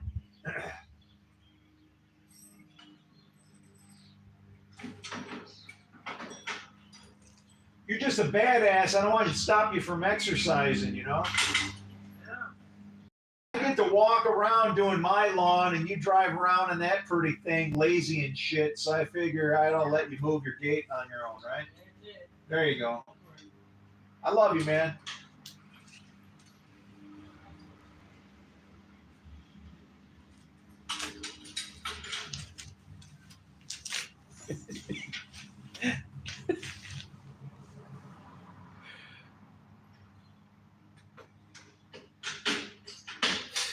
I worry about him.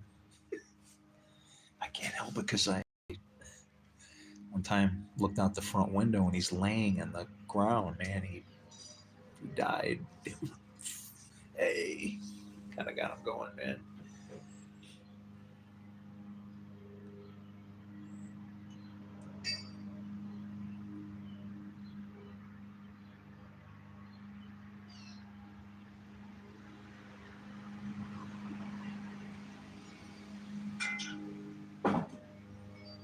I'll be right back. I just come up with a great idea. Hey, how you doing? Hey, how you doing? Give me 2 seconds. I gotta go yell at my neighbor. I'll be right back.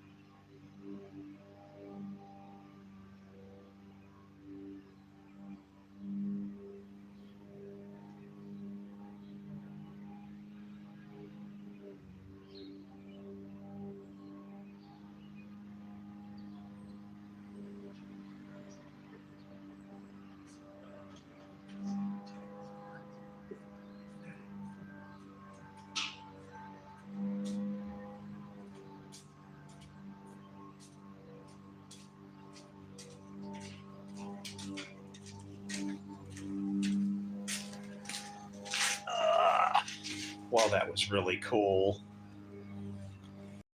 He's strapping a tractor in, and I had an idea,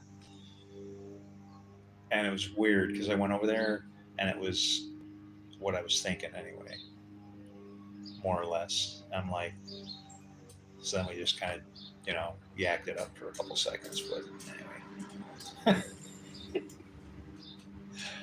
he's all right. He just told me he's 80. 80. Ah, 80 years old. Whew. Man, I can't imagine being still running 20 years from now.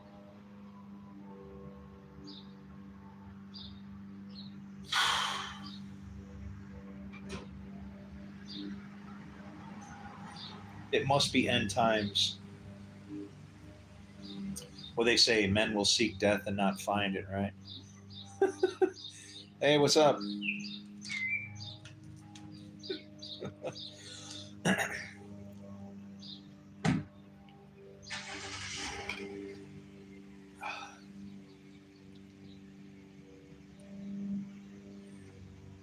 Yeah, if you do a super chat for $50, I have to take a shot. So just so you know, can you imagine that? Some guy being on like his channel and gets hit with a super chat. He's over here like, all right.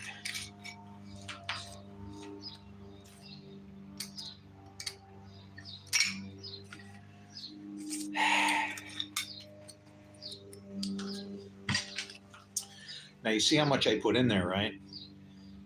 That would be like when you go to Japan and you have little buy me drinky girls, and you know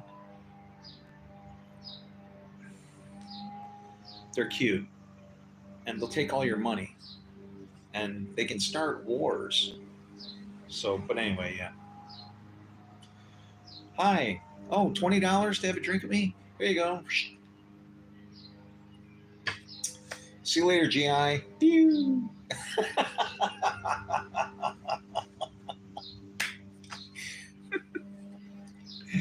I wish I could donate to you, but $1 for me is 50. Are you in Egypt? You're in Egypt? Oh my, Joseph. Oh, I'm sorry, Joseph. My bloodline goes to Egypt. I'm Egyptian. It's true. Somebody in my family, they decided to, test our DNA, and they found out that that's where well, that's the interesting thing about the bloodline, right? The DNA flows with you, so it is what it is. It's weird, but yeah, I thought, well, I shouldn't say that I thought I was Italian and then found out. It's just I just discovered the migration path, right? And then I could only associate my roots to Italy, but now I find out that they go all the way into Egypt. And my last name is actually uh, African origin. And if you split it in half, it's Musa on one side, and then from the other side, Etna, mountain of fire. So what I wonder is maybe I had a different name. Maybe it was, I don't know, maybe it was Musa. And then when we migrated to go to Etna, they added it to it because then they went to Italy. I don't know. But what they call it is they call it bookends of destiny. But if you're in Egypt, you probably understand some of that stuff because a lot of their beliefs. I believe in one God. I believe our structure and what we believe is what's got us, you know, problems. Maybe, right? Some people are Muslim. Some people are Christian. I say if it can go in peace, then why are we fighting? But yeah, no, I'm okay. Keep. Uh, Buy your little girl a gift. What's my opinion on the pyramids? I don't know. They're amazing structures. It's like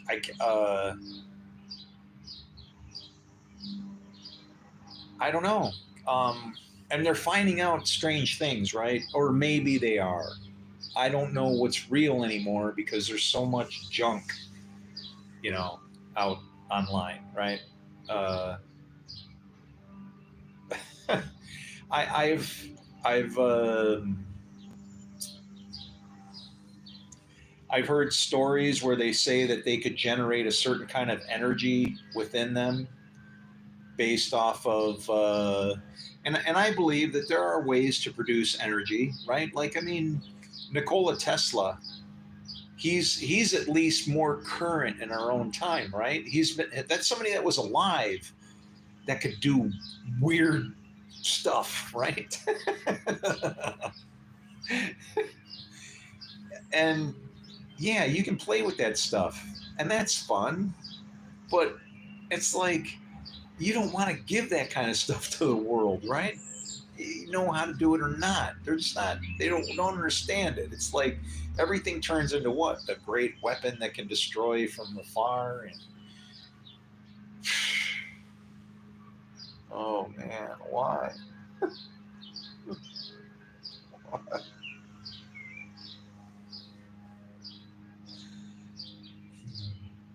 The pyramids should be looked at for what they are.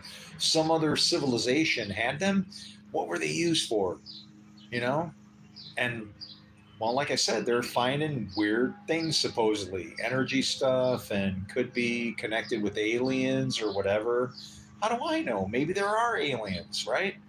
I would say that we would have to be pretty arrogant to think in the expanse of this great place that there wasn't at least one other something, at least one, right? And if the life force stems from a force itself, why wouldn't both those forces be located in some kind of a proximity to each other? And since we believe in forces of light and dark and negative and positive, and I just pulled these Smarties out of the pack, two purples and two oranges,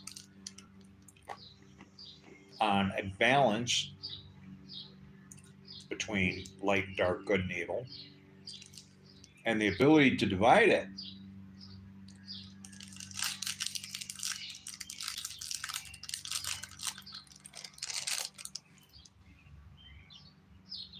It's different for me because I believe in the God of all gods, right? Uh, I see our creation as somewhat of a machine. I don't want to deduce it down to science, but I see it as like a divine machine. And that the God is in control of things, but not in an interactive sense. He's just defined all the rules, right? Well, when you know the rules, you can bend them. You can't break God's rules, but boy, can you bend them. And that's what we call what? Grace, right? I keep finding these patterns. An orange, two whites, an orange, and two whites. And I'm empty. Weird Smarties. Oh,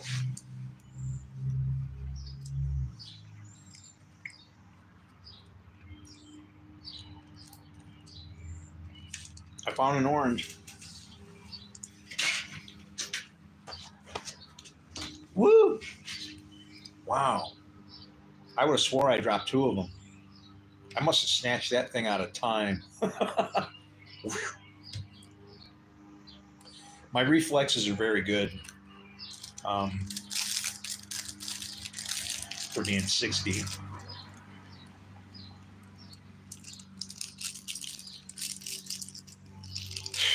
I'm not in the best shape because I'm too focused on begging theologians to try and give me a few moments of their precious time, that we might save a world. So I don't know. My priorities are not vain appearance and crap, right? I feel that I have a purpose and a mission, and we all do, and it's taken too long.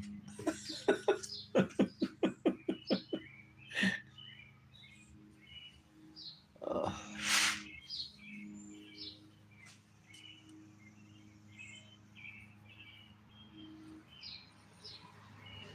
uh, I just want to go ride around with the wind blasting through my hair.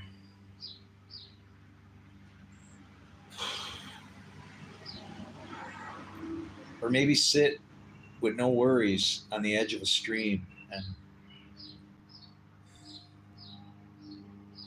uh, so many other things to do than this.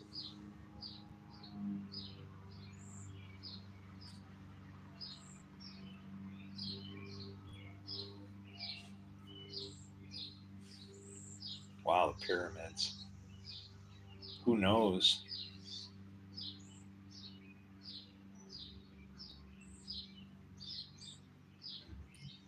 Two black birds just landed,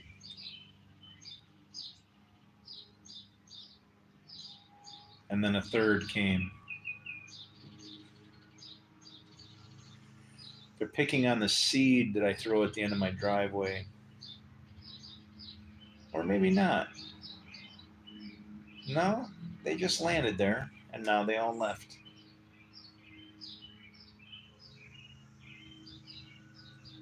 Interesting. Birds are weird. Doves are really strange. If you look at a dove, just look at it, it will leave. They feel worried or bothered or something. I guess maybe I don't know.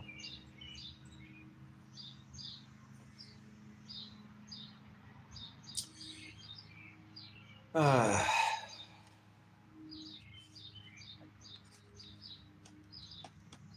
think I need to take a bathroom break.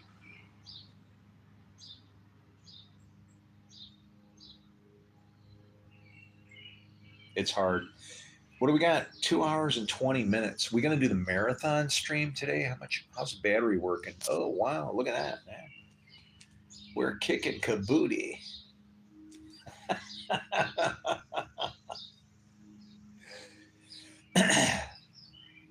Man, I'd like to get a mobile connection, go hang out on a beach or something somewhere, right? That'd be a lot of fun. I could do that, couldn't I?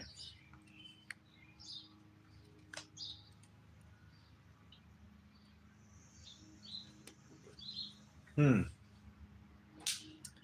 Pick up a hot spot, go on the road. Uh, I could set up a table. Um, hmm. Yeah. Too late for that. When I find a table, I use it for something, typically to grow plants on, so I don't have to bend over.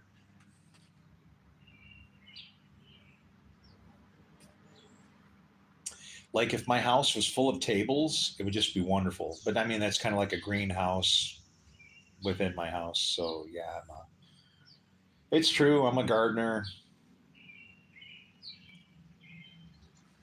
Look at these guys, man. Come on. How can you resist? Look at how happy they are.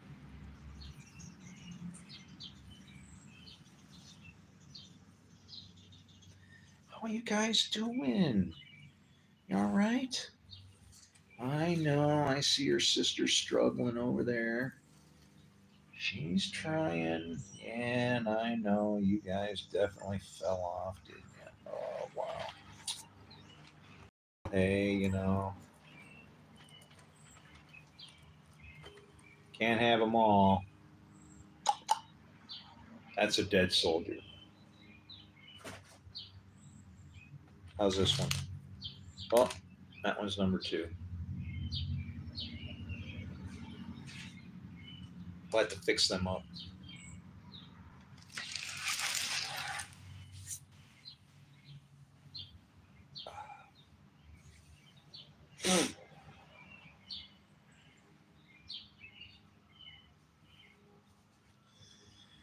We can make them happy again.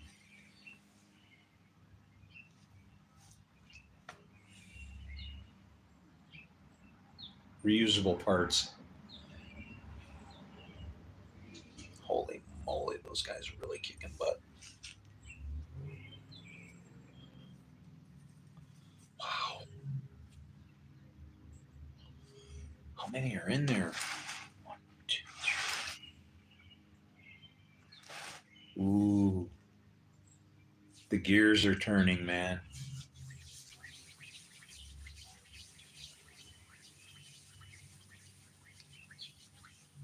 Can you see like here? Can you see this table here? The one with the toasted coconut rum.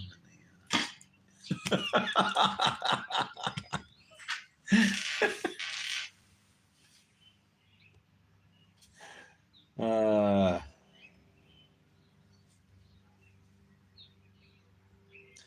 yeah. Don't worry, I know what I just did. Are you ready for it? But these strawberries could be over this entire table here. I think it'd be beautiful. I could sit out here broadcasting on my YouTube.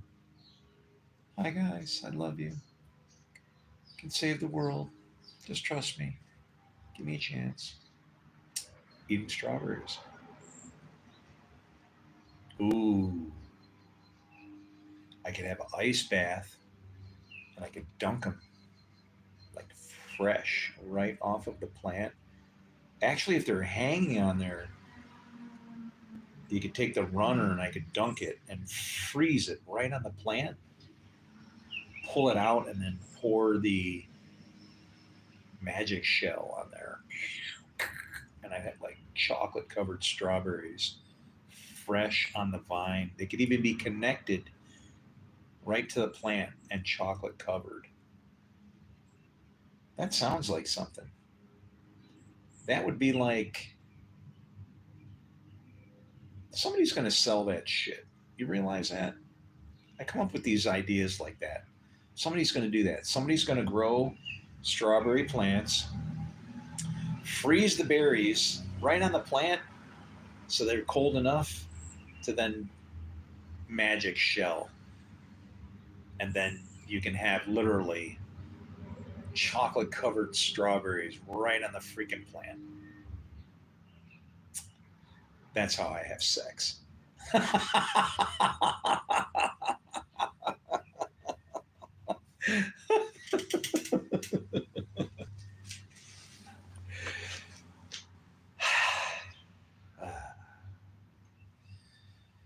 You're not ready for me.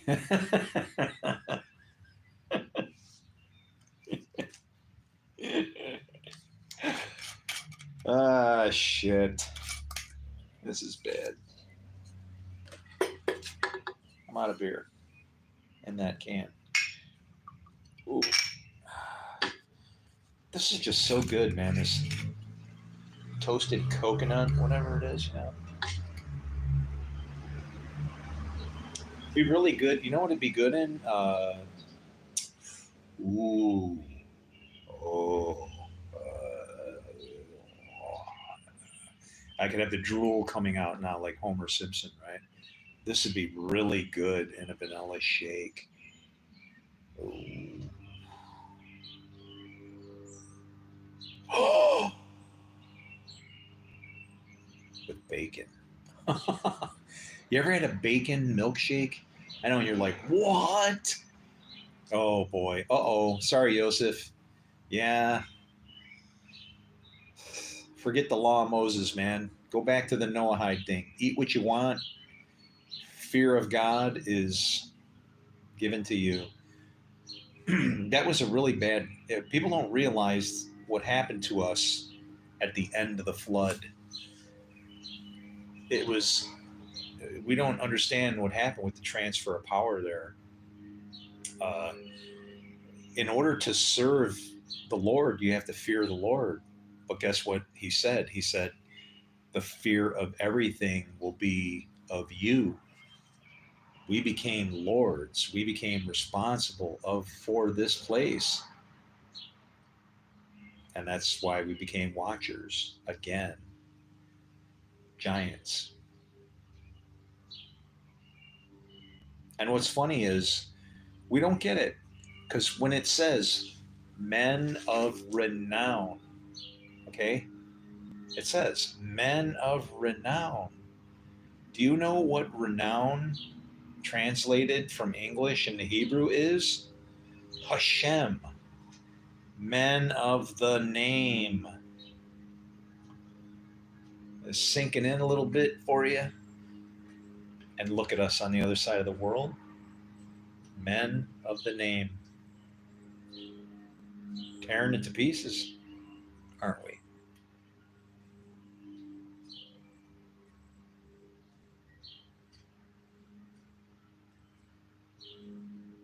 Our book is right. It's right in our faces. I can't take it anymore. Can't take it anymore.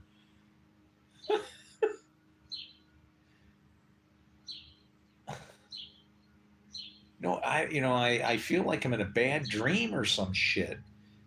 What in the hell do I got to do? I should not have to be some kind of criminal to go shooting at people from a fucking rooftop or blowing something up to get attention. What does a person have to do to ask for theologians and professional smartasses to come and investigate my fucking theory?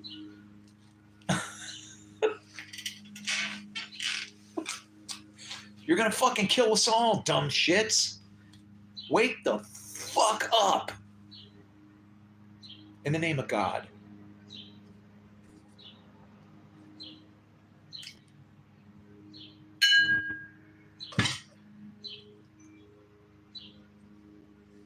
That was a pussy shot.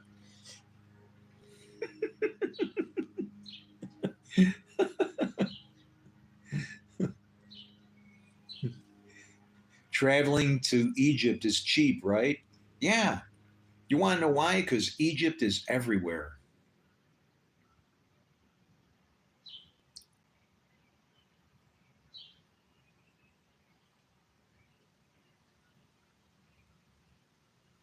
Did you hear that? Egypt is where you make it. Egypt is dry ground. Egypt is oppression. And I'm not talking about your country, I'm talking about the name.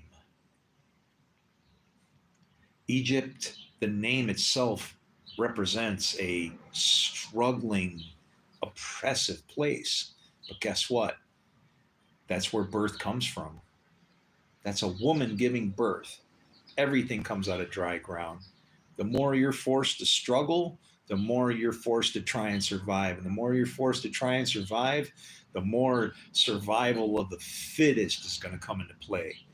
And you want to know who those who are most fit? The godly. Those who are unfit, ungodly, well, guess what? Take the teachings of the man Jesus.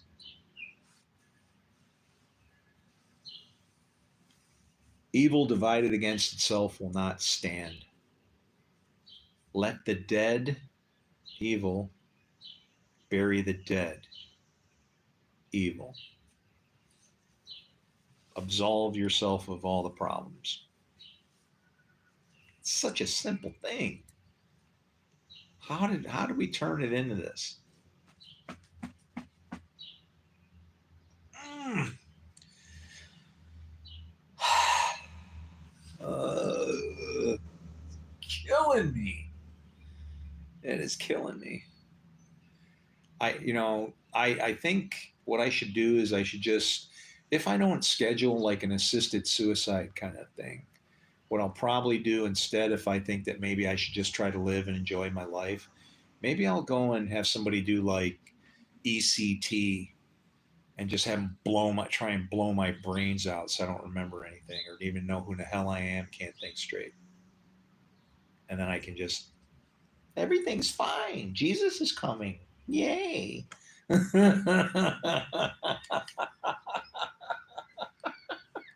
I don't have to do anything. We're all set. Yay. You know what? As I see it, me and all my God given intelligence, we are victims of a damn book. And it's pretty pathetic. Because I'm a damn jarhead with balls as big as Mars. And I'm sitting around a bunch of pussies that won't own up to what it is they built.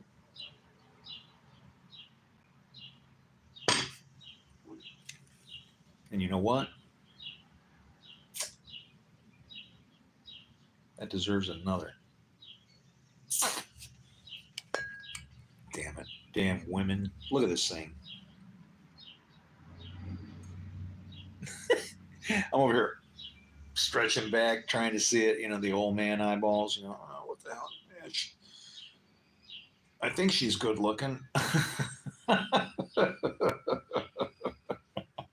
There's some things you can guarantee, right? Wouldn't it be funny if like they made, this lady here, she's kind of staring at you, right? Wouldn't it be funny if you looked really close and she had like, one tooth sticking out or something, or a big hairy mole on her nose, with hairs all sticking out of it, a wart. uh, they used to actually do things like that. Like, see, I grew up, well, I grew up fast. It's tough, when you're 14 years old and you don't have a roof over your head and you don't know where you're going to eat or sleep. Get creative.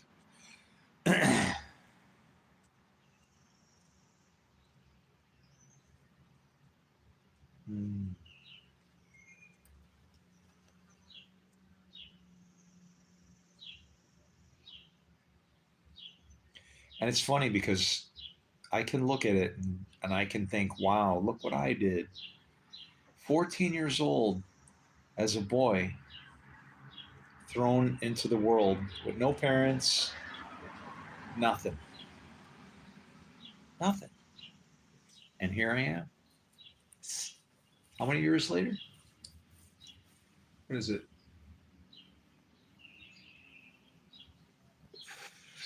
14. What is that? 30, 40, 46 years later.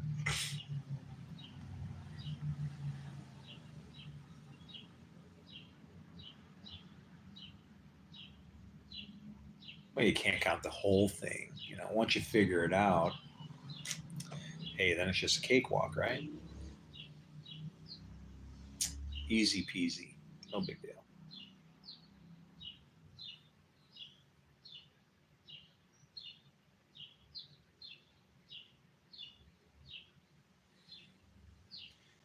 But I could look at it and say, yeah, I did that. And you know what I would be doing? I'd be denying the idea that somehow God had protected me. Did he, was he after the fact helping me, or did he build it all in? What part of the knit in the womb don't you understand?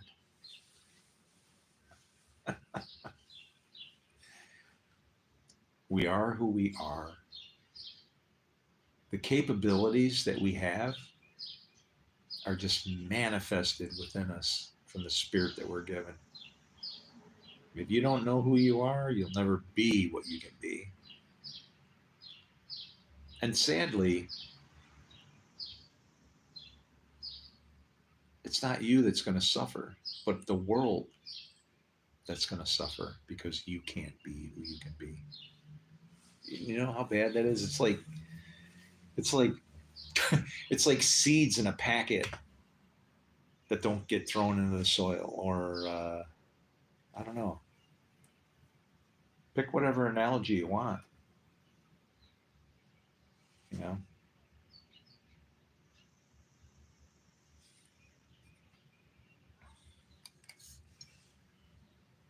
you know, a sexy chick on a bottle that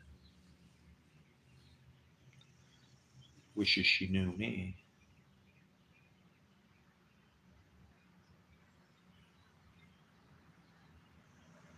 I like the little pirate hat. It's kind of cute. And she's got the eye patch on. You know what I'm saying? It's like, yeah, I'm sure I'm gonna like peel that eye patch back, and I'm gonna find like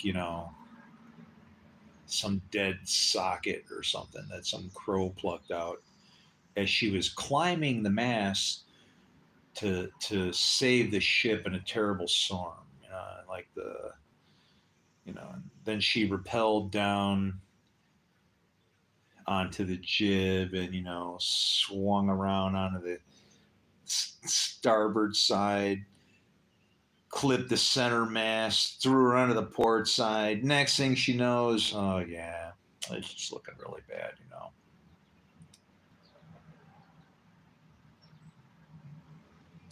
That's one of the coolest things that I learned though, is being a Marine. You learn some boat stuff. You learn about direction and literally how to split decision things. When you're guided by a buoy, it's really weird. The only rule is keep right of the buoy. You gotta stay to one side of it. In other words, always as you're steering, you want to make sure that you keep that buoy to one side of the nose of the boat. It's like that damn simple. You could drive right up to the buoy. You can drive at the buoy.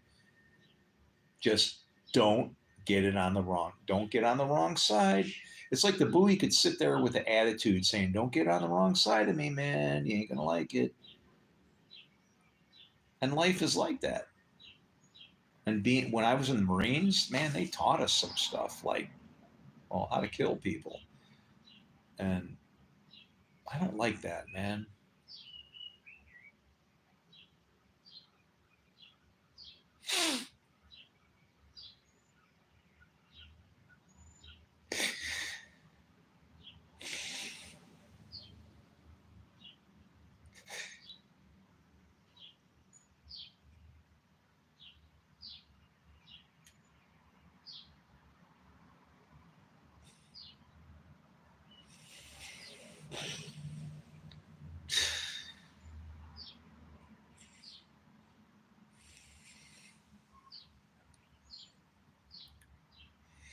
You're not supposed to teach people how to kill people.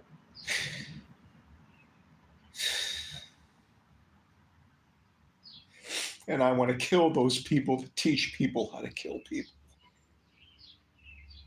All of them. Every last one of them. That's what I want to do.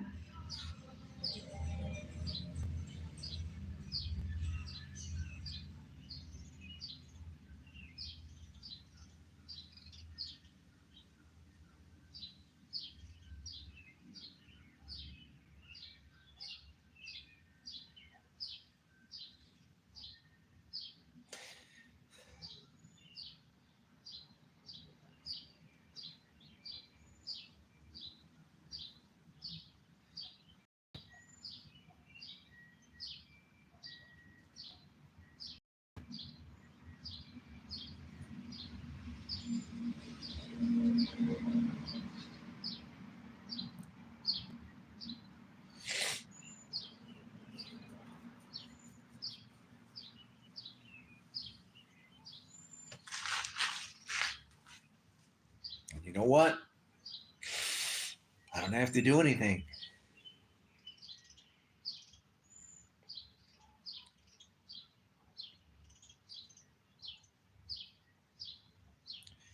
Because I know of a book that promises the destiny for those.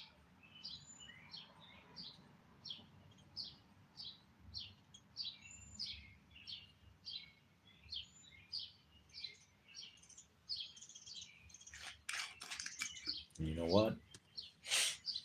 I'll drink to that.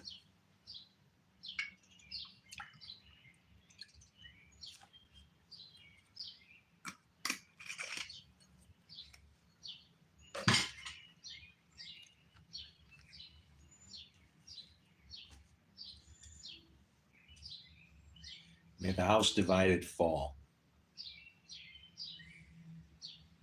miserably and quickly.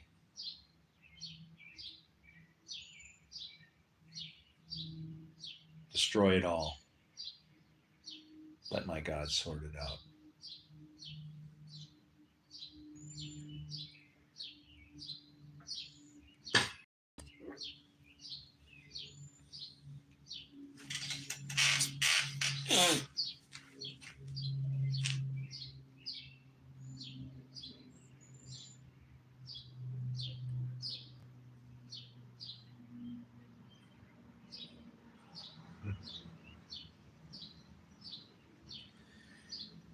It's weird to be a goddamn Marine and find out that the what I really should have been fighting was myself. Oh boy, here we go. Hey guys, did you bring any Prozac? What? Did you bring any Prozac? No, here. Yeah, this works too. Oh, yeah. All right.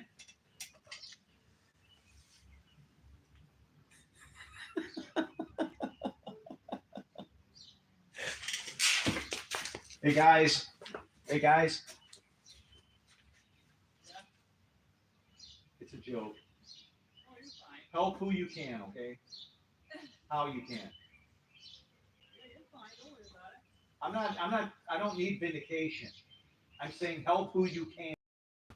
Right? Oh, yeah, we'll do, man. Will do. That's the point. Fucking assholes. I tried to let them know that, everybody's trying to help everybody. Some people have Prozac, some people have this. Right?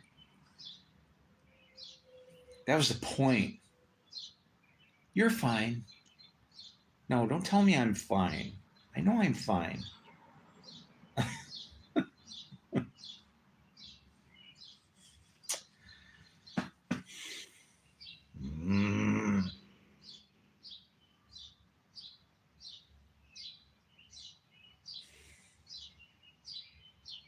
I'm not fine.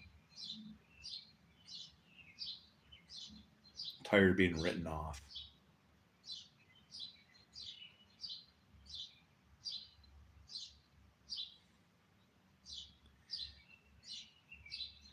And the sad thing is all I can do is say, my daddy's going to get you. And you can laugh.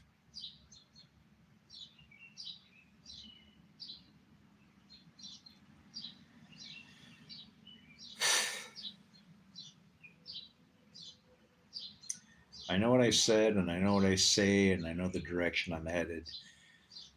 And I'm tired of being derailed, and I'm tired of, I don't know, blind people, complacency.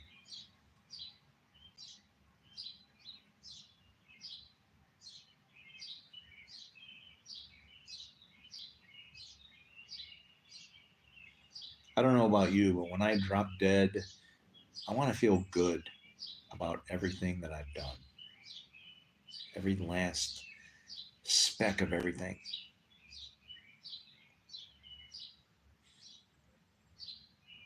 And if you've really screwed it up really bad, that's going to be hard for you.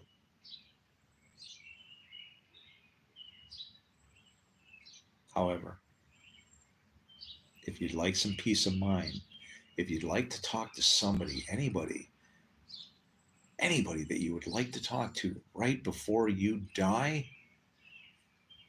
I'm that person. Right before you die. Okay? Right before you die, you call me.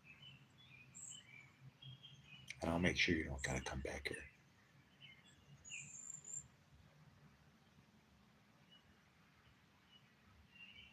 The lake of fire.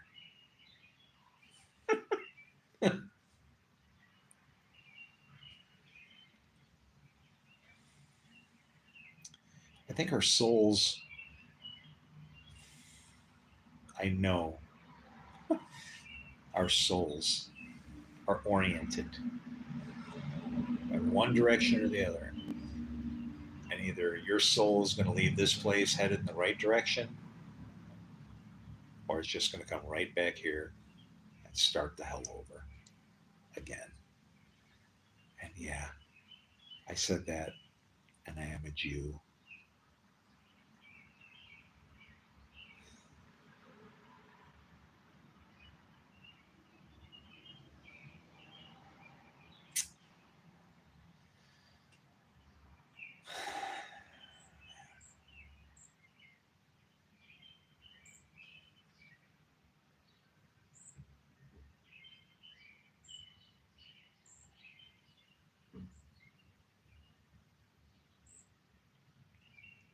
It's like we've stuck our hands in a toolbox that we really shouldn't have done, that we shouldn't have messed with.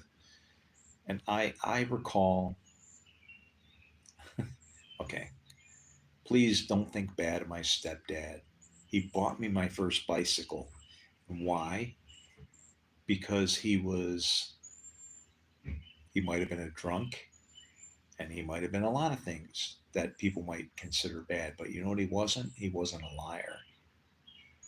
And when I told him I could ride a bicycle, a two wheeler, and had never touched training wheels, he wanted to see it.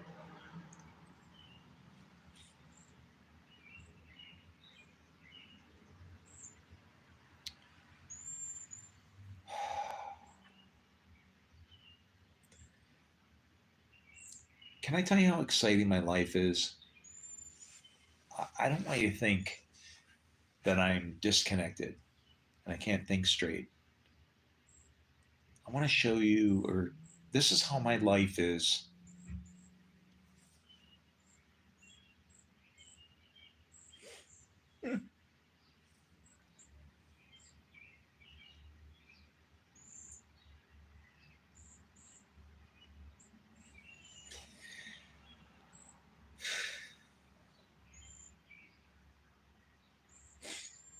This is how my life is.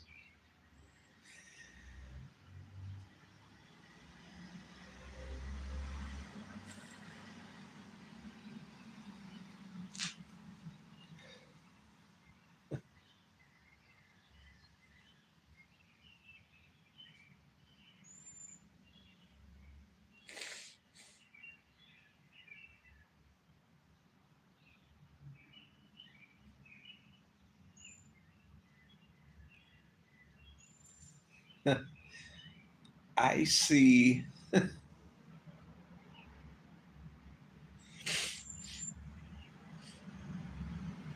I see such a brilliant light ahead of me that I can't I forget about everything else. It's like it's like God could be a squirrel.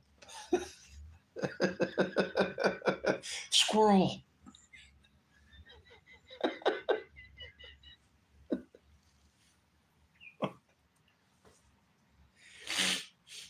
And I would have it no other way.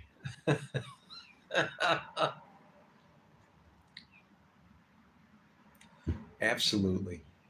No other way.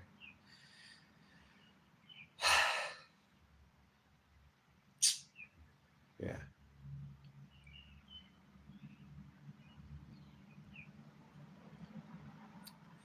That's what it means when the angel goes before you.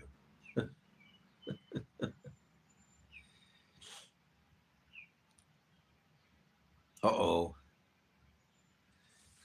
Shit. Comments are flying here. Sorry, guys. Woo. Oh, forgive the tears. I'm in touch with my heart. It's good to have feelings.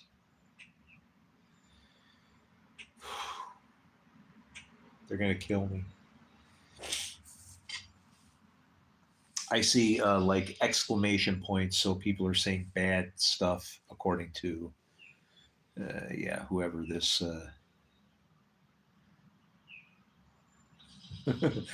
Oh my God, don't say this. You got a beautiful beard. Don't say that. Oh no, come on. Jingle bells, jingle bells. Oh boy, they're singing Santa. Uh, the Alchemist. Ah, somebody who would embrace that name. Wow. Uh, see, somebody could have a negative context of alchemist, but who is the greatest of all alchemists would be our Lord. I mean, dude, you want to mix some stuff together and see what's going on? How about mixing two things together that don't even have a physical presence, like your alchemistic realities? Oh, yeah. Alchemy, we assign a negative context to things instead of looking at them from a logistic or a logicistic or a scientific standpoint. What is this thing? How does it affect us? Okay. I can respect God. I don't have to deny God. When it gets to the point where God is doing what's wrong, you got to decide, is it wrong? Am I in the wrong or is God in the wrong? Well, when you clearly can decide that God is in the wrong, doesn't mean that God is bad. It means you don't understand something about God. And that's why I'm here.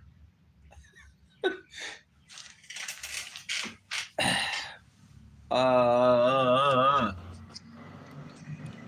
hey!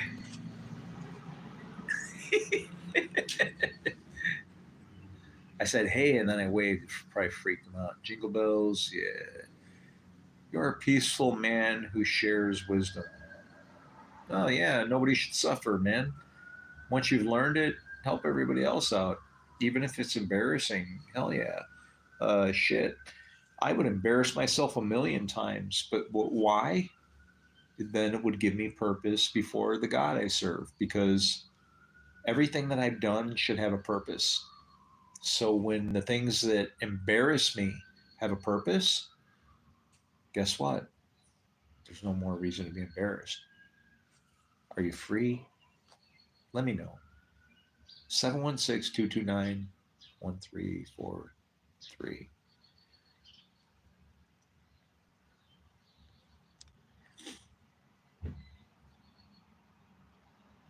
Oh, Yusuf, my phone's about to shut off. Brother, there's nothing shut off, man. Our spirit's connected. I don't care if your phone goes out. Are you kidding me? You know what, one of the most amazing things that I've ever experienced with the God that I believe in is something called, oddly, radar love. Radar love. There goes a motorcycle. Uh oh.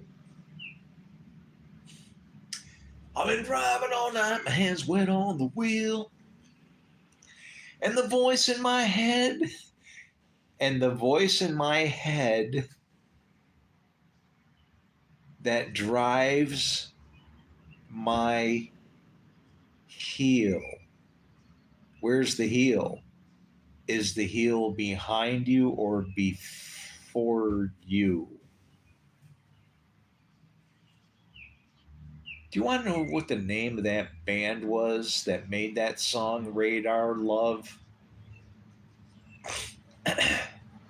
Golden Ear Ring. Are your ears tickled yet?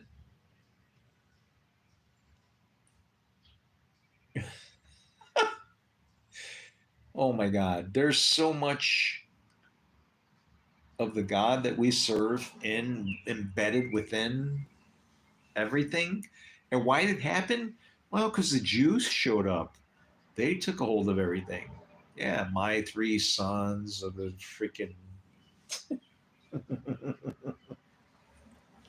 Brady bunch. Ay, ay, ay.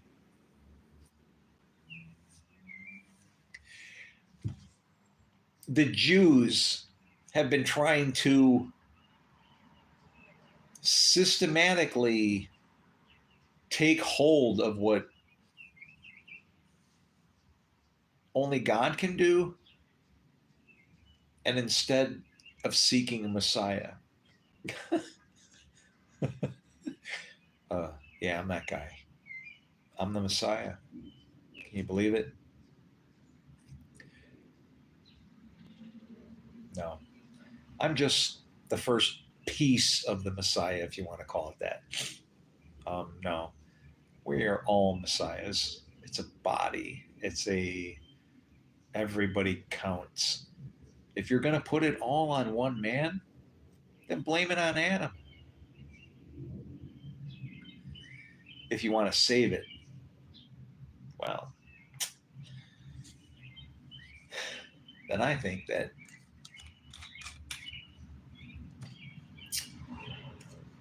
you better make a covenant with the many. You ready? Can you do it?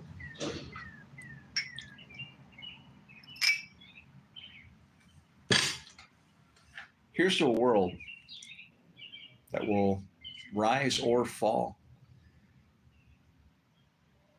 by the Lord. He forms light, he creates darkness, he makes peace, and he creates evil.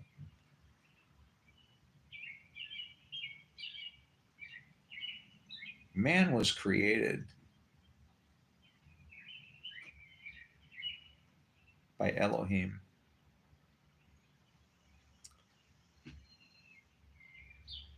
But it was the Lord, Yahweh.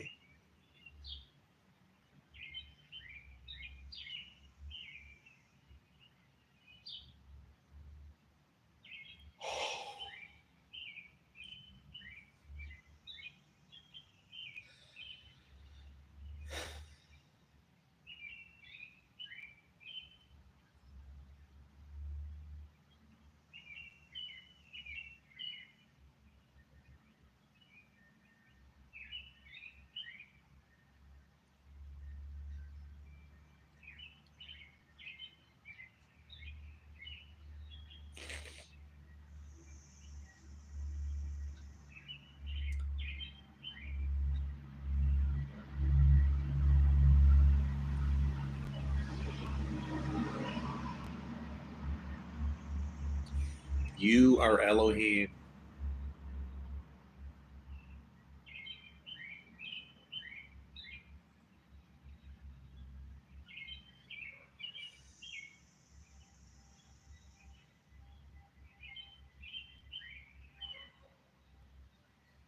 Sons of the Most High. You will fall like men.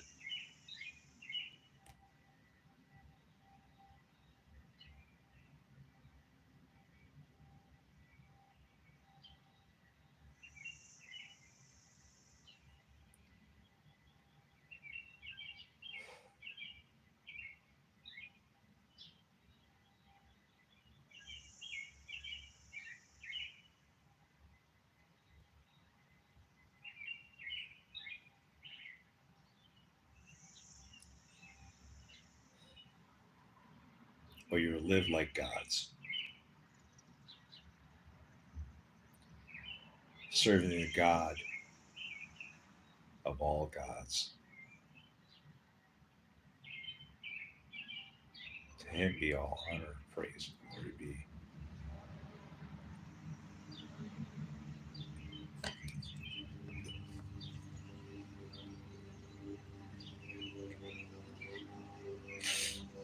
Mow the grass. Everything is on cue, isn't it? Can't take it. Can't take it. I notice everything. Silence, quiet, reverence, and prayer. And then all of a sudden, lawnmower.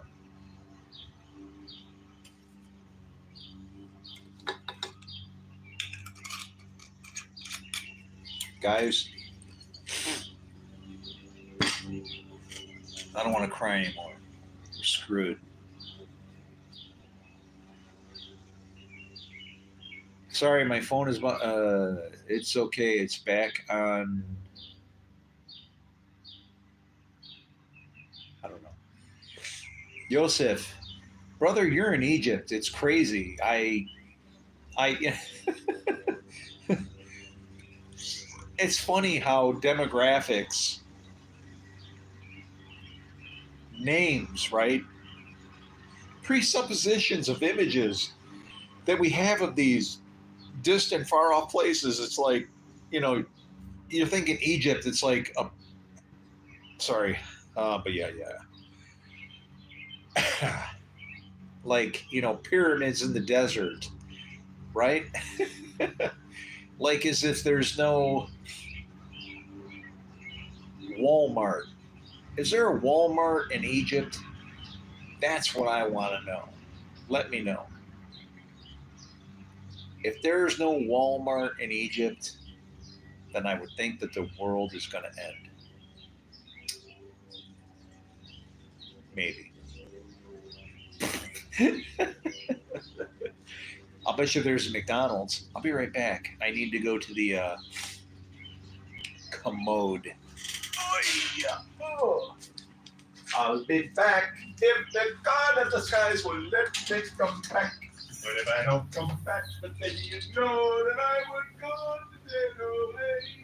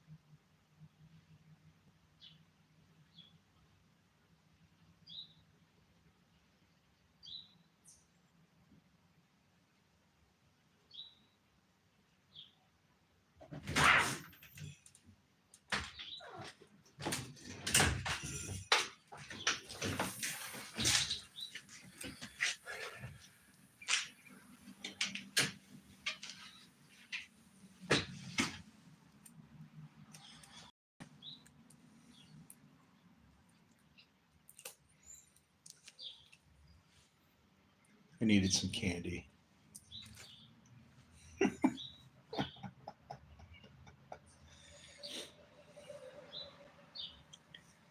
Ugh.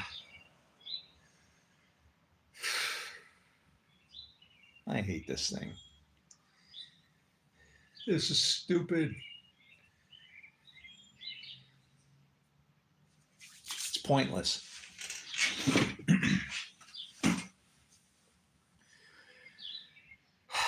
What good is a beard if you don't have a mountain to climb up and meet God? How's that?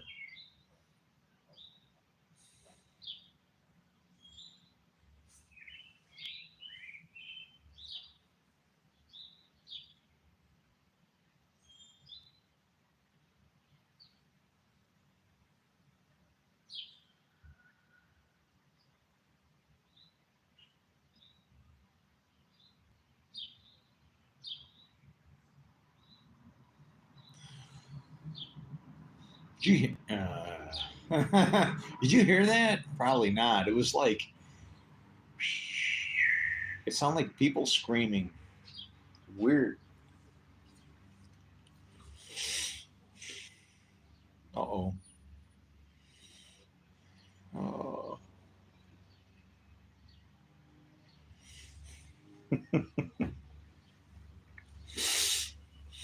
Have I ever sneezed? Oh my goodness. And I said goodness. Uh-oh.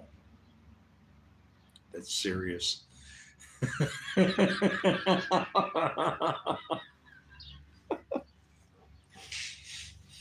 um, you don't realize how weird that is for me to say, oh my goodness. I have never sneezed online. I've never sneezed during a live broadcast. And I know that because I said, oh my goodness.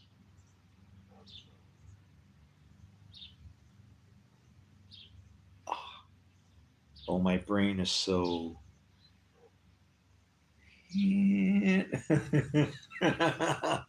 I said that. I said, oh my goodness. So I know that I've never done that. At least not that I'm saying that, you know, how you sign that thing, you know, to my full, whatever, you know. That disclaimer thing that you sign that sounds like, you know, you're giving somebody a knife to cut your penis off. It's like, yeah, that thing. I'll sign that. I can't believe I said that.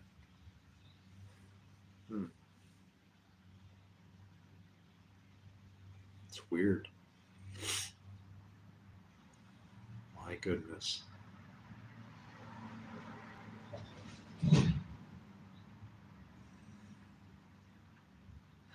And you know what's really weird? Even weirder than that, I can't even remember what in the hell prompted the whole conversation over my goodness. I just recognize that I never say that. Never say that.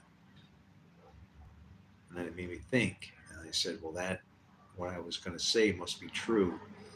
But here's the weird part. I can't remember what the hell I was talking about to say it was true.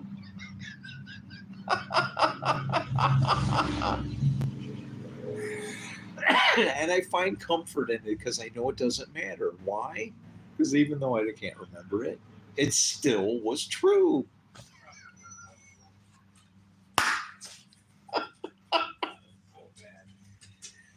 So it can't be bad. It can't be bad.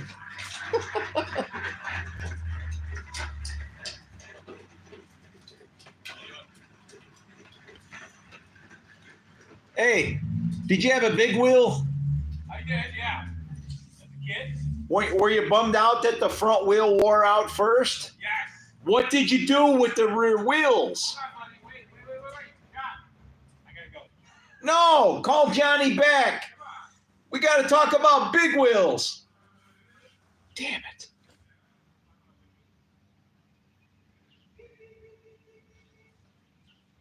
I could give that man a lesson that he could give to his kid. And why? Because his kid's on a big wheel. This is not a big wheel. This one's a radio flyer. Well, that's even better. It should have 4 wheels I know, right? and a crazy man with a 350. Did you ever see that one? I have seen that one. They put a radio flyer wagon body. I mean, it's big. He had 50s on the back. Yeah. He sat on the 350 with the carburetor and all that crap. Yeah. That was badass. Are you from Illinois? No, I don't even live out this way. Okay. Yeah. Well, no, you said you don't live out this way. That's why I said Illinois. We're in New York, man.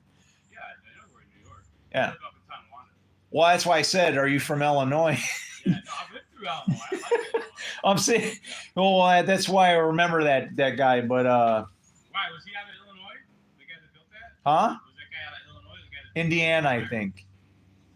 He was in Midwest Indiana. He was a nutcase like all the motor guys. But my question was, what did you do with the rear wheels? Rear wheels? I didn't save any of it. I was a kid, so my parents, I assume they threw it out after the front wheel, it split. You want to know what I do? You want to know what I did with them? I think they laced it up for me or something. Dude, I reused them. Yeah, the rear, right? Yeah. I reused them. I put it, you know what I did with them? I put them on my paper wagon. Oh, that's a good idea. And remember how they looked like mags Yes. with the cool. So I had really, if I didn't want to deliver the good news, I would have been delivering, I don't know, I could have painted it up to look like Scooby-Doo's wagon or some shit, Yeah. That's a good idea. I don't know. Paper wagon. I delivered papers for a long time. I did the Buffalo News and the Tonawanda News. You did the Buffalo News? So did I. Yeah. Let me ask you something. Street. That's Johnny? That's Johnny. Who are you? I'm Mike. Mike? Yeah. That's an angel's name. It is Michael, yes. I delivered the Buffalo Evening News. Okay. That's way back in the day. Oh, Yeah.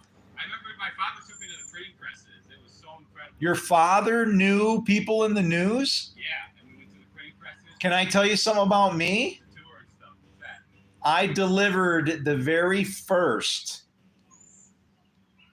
Buffalo News on a Sunday on Christmas. Oh, wow. And it was free. What year was that? Free. They were free. I remember way back. It was free. Yes, we would get free paper. And my dad. Yes, sir. Yes, sir. Yes, sir.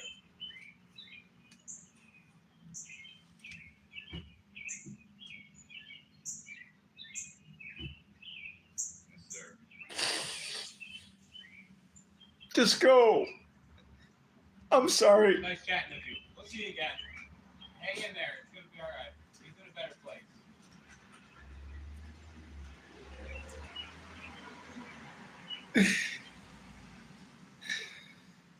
My dad helped me deliver the papers.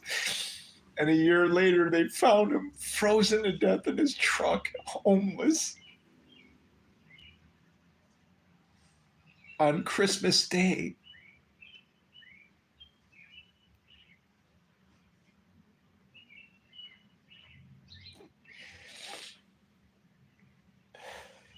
And he wasn't a liar. He bought me my first bicycle.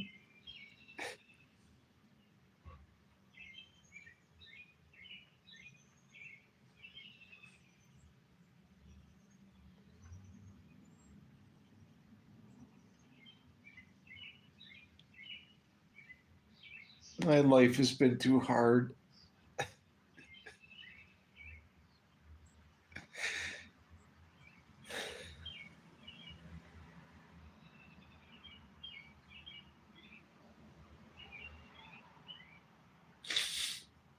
Please let me use it for something good, please.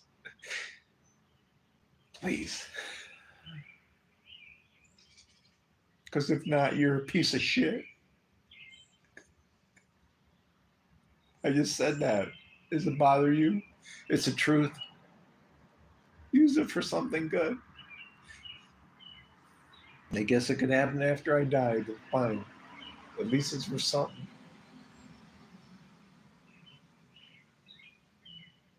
Thief in the night. Amen.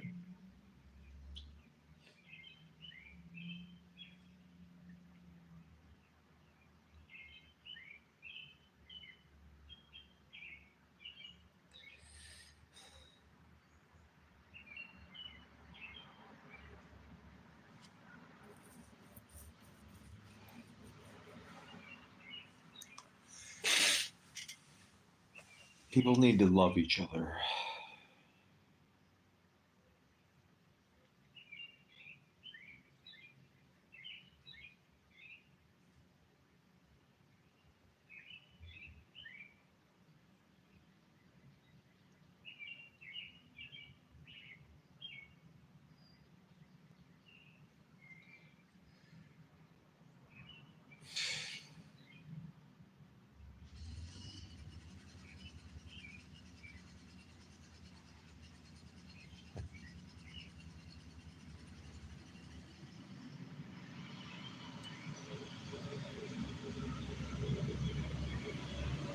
Want to see something?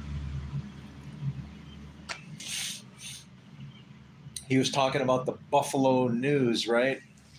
Let me show you something. I'll show you how war is and why I don't like war and why I'm sitting here torn in tears in 1 second and fucking pissed off in the next.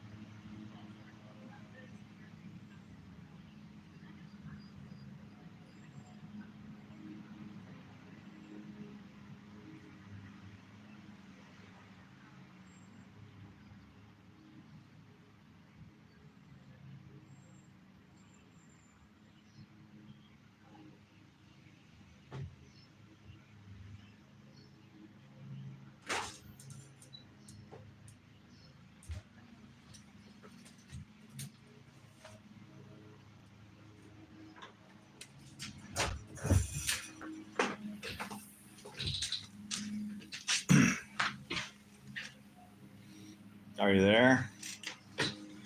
We're running long now. Whew. We got any juice left in that battery? Damn. Okay. Anyway.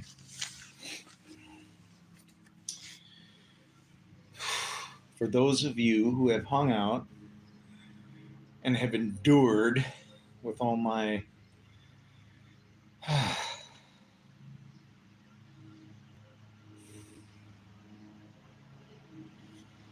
forgive me.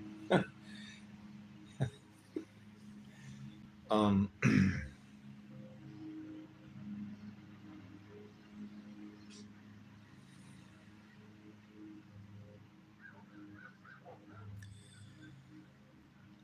I don't know how you feel about your life, but I want you to imagine how you would feel if your life was given to you. Like in a,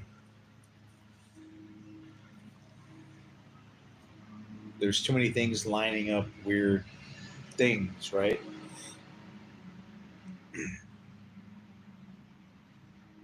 Well,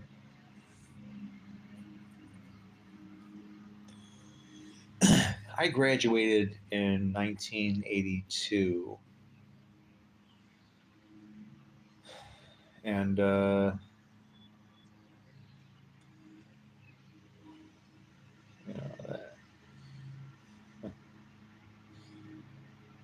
but from the age of 14, I was living on the streets, so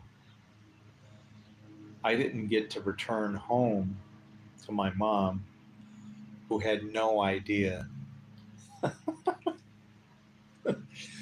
And it's funny now. Now when I think about it, I think about the idea that people in heaven knowing what had went on, right?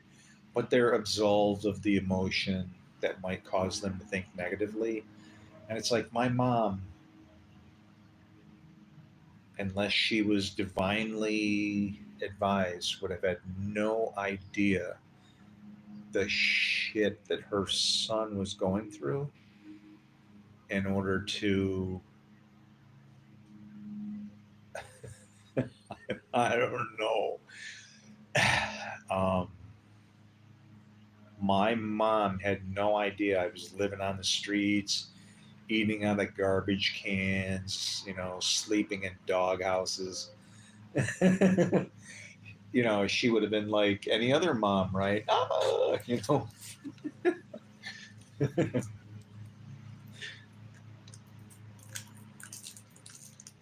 And to just see all these pieces fall together.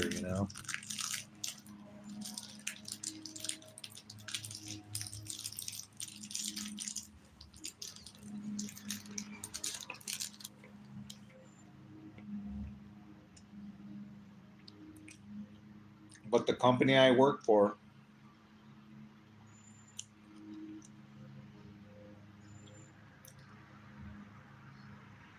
um,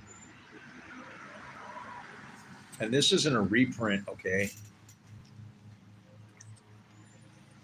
You can get reprints of this. This isn't a reprint, okay? Goodbye.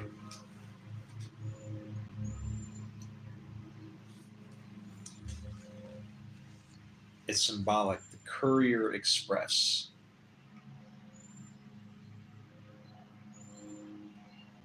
For the employee being me, of the news that caused this news to say goodbye,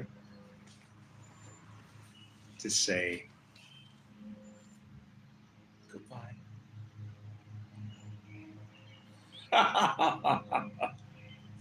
See you assholes later. Yeah, this is Sunday, September 19th, 919.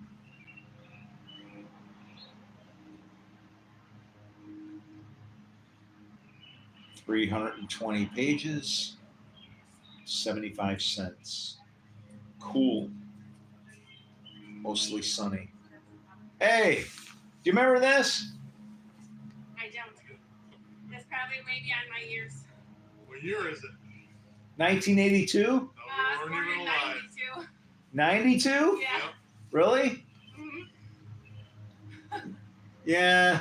Well, I could tell you about 92, but I'm sure you wouldn't remember it. Yeah. No. Yeah, that was good when computers started. 92 was? Yeah. I actually had I had a company in California, and I made six figures Wow. in 1992. Wow. Then you ended up in Rwanda. Well, I've done a lot of things. I'm in a movie called Die Cheerleader Die. If you ever look at that one, yeah. I'd like to make six figures today. No, you actually wouldn't. Well, it depends. It depends on what you do with it. What I did with it was I had, again, this is in California, so I had to learn a little bit of Spanish. But instead of bitching and complaining about the migrant workers, guess what? Hey, they have families, they have people they're trying to take care of. Everybody's washing one hand, works for the other. Guess what? You know what? I paid those people, I pulled these people off the street corner in 1992. And I paid them $150 a day. Wow. That's a lot of money back. Husband and wife teams. And guess what? I was making what I was making. So even when it was time, we didn't make, we weren't making computers. Guess what? Hey, no trabajo, siesta, mañana, adios. Give them their money, their 150 for the day. Come back tomorrow. We're making more money, and that's how it worked for me. You know what wrecked it? A woman. Don't do that. No, really. I went through a bad series of things in my life. I lost, there was, do you know anything about the city? Probably not good. Better off anyway. But we had a friend that was sticking needles in his arm down on Virginia Street. And I thought I could rescue him and give him a chance. And I decided to fly him out to California and give him a chance. I paid for his plane ticket. I put money in his pocket. I gave him money to buy us Christmas presents so he could feel like he's part of the family. Well, this guy ran off with my old lady. So she left. Probably a month later, my mom dies. Then I wind up in a court case for vehicular manslaughter for a friend. It's like my life just collapsed. And in the end of it all, some girl that I was with, she started laughing at me on Mother's Day because I broke down in tears because I had buried my mom on her birthday in February. On her birthday, for her birthday. I mean, and my family's evil, man. My sister took advantage of it and used it against my estranged aunts and uncles. She said some shit like, well, that's how my mom probably was happy about it because that way she could get you to come to her birthday party or some shit. It's like terrible, right? Even my mom's death, there couldn't be peace, right? And man, I don't know, man. Go love each other. Good work, man. Every day. Have a good one. You too, man. Oh my God. Too much freaking drama in my life. Too much drama. The Courier prints its last edition. Papers fall. Anguishes employees. By Sarah Solovich.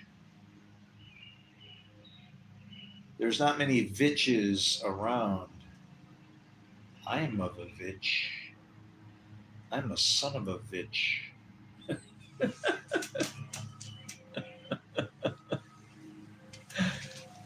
Uh, but this is a sad paper. And you know what's really weird? This is when I returned home. I returned home in September of 82 after I got out of high school. Because after I got out of high school, see, I used to live in the high school. I would eat in the high school, I would sleep in the high school. I loved high school. Even in my yearbook, I would want to do it again. I had so much fun, I want to do it all again, I think I said. And my sister stole my yearbook, so I don't have it, but yeah. But this is it. This is the very last edition from 1982. This is the company that I worked for put out of business.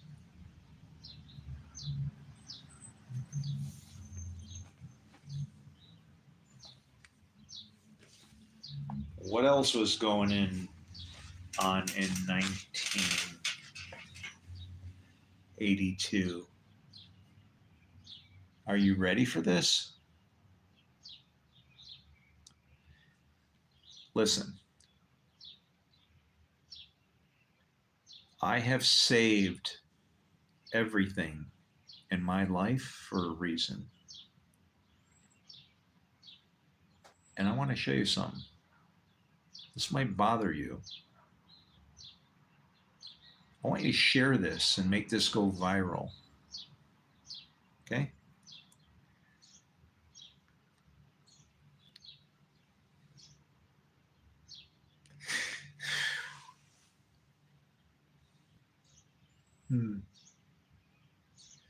Remember I told you that I could have went to Lebanon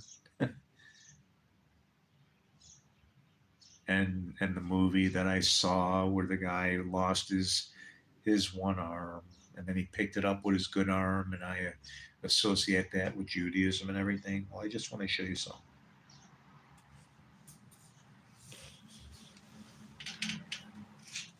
What do you see here? Christian militiamen slaughter Palestinian refugees. This is in 1982. Do you see this? Christian militiamen slaughter Palestinian refugees. This is in 1982.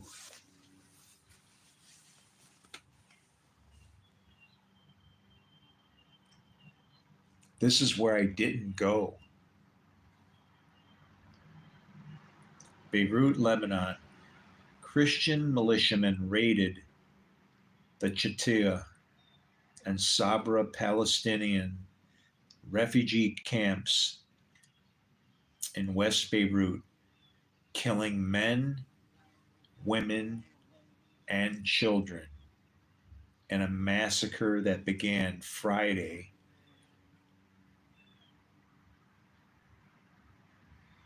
I have bees buzzing around me now, suddenly.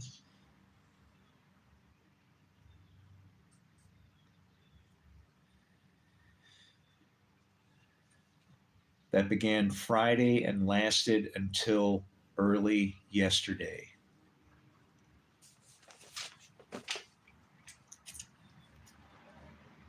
This was Sunday.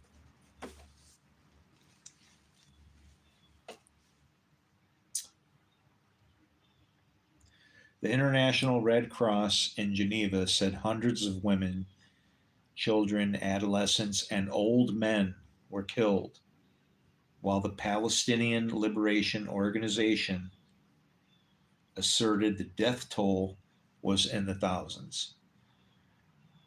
The Israeli Foreign Ministry said that Chatia attack was carried out by gunmen loyal to the Phalange Party of President-elect Bashir Gamayel, slain last Tuesday in a bomb attack.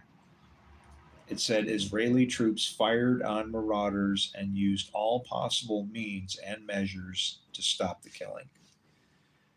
But the PLO blamed Israel for the massacres and appealed for international intervention. It claimed the militiamen slaughtered every man, woman, and child gunned down in their homes, in the streets, they said. There were rows of bodies of men who appeared to have been lined up against walls and then shot. Most of the victims appeared to have been shot in the head or back.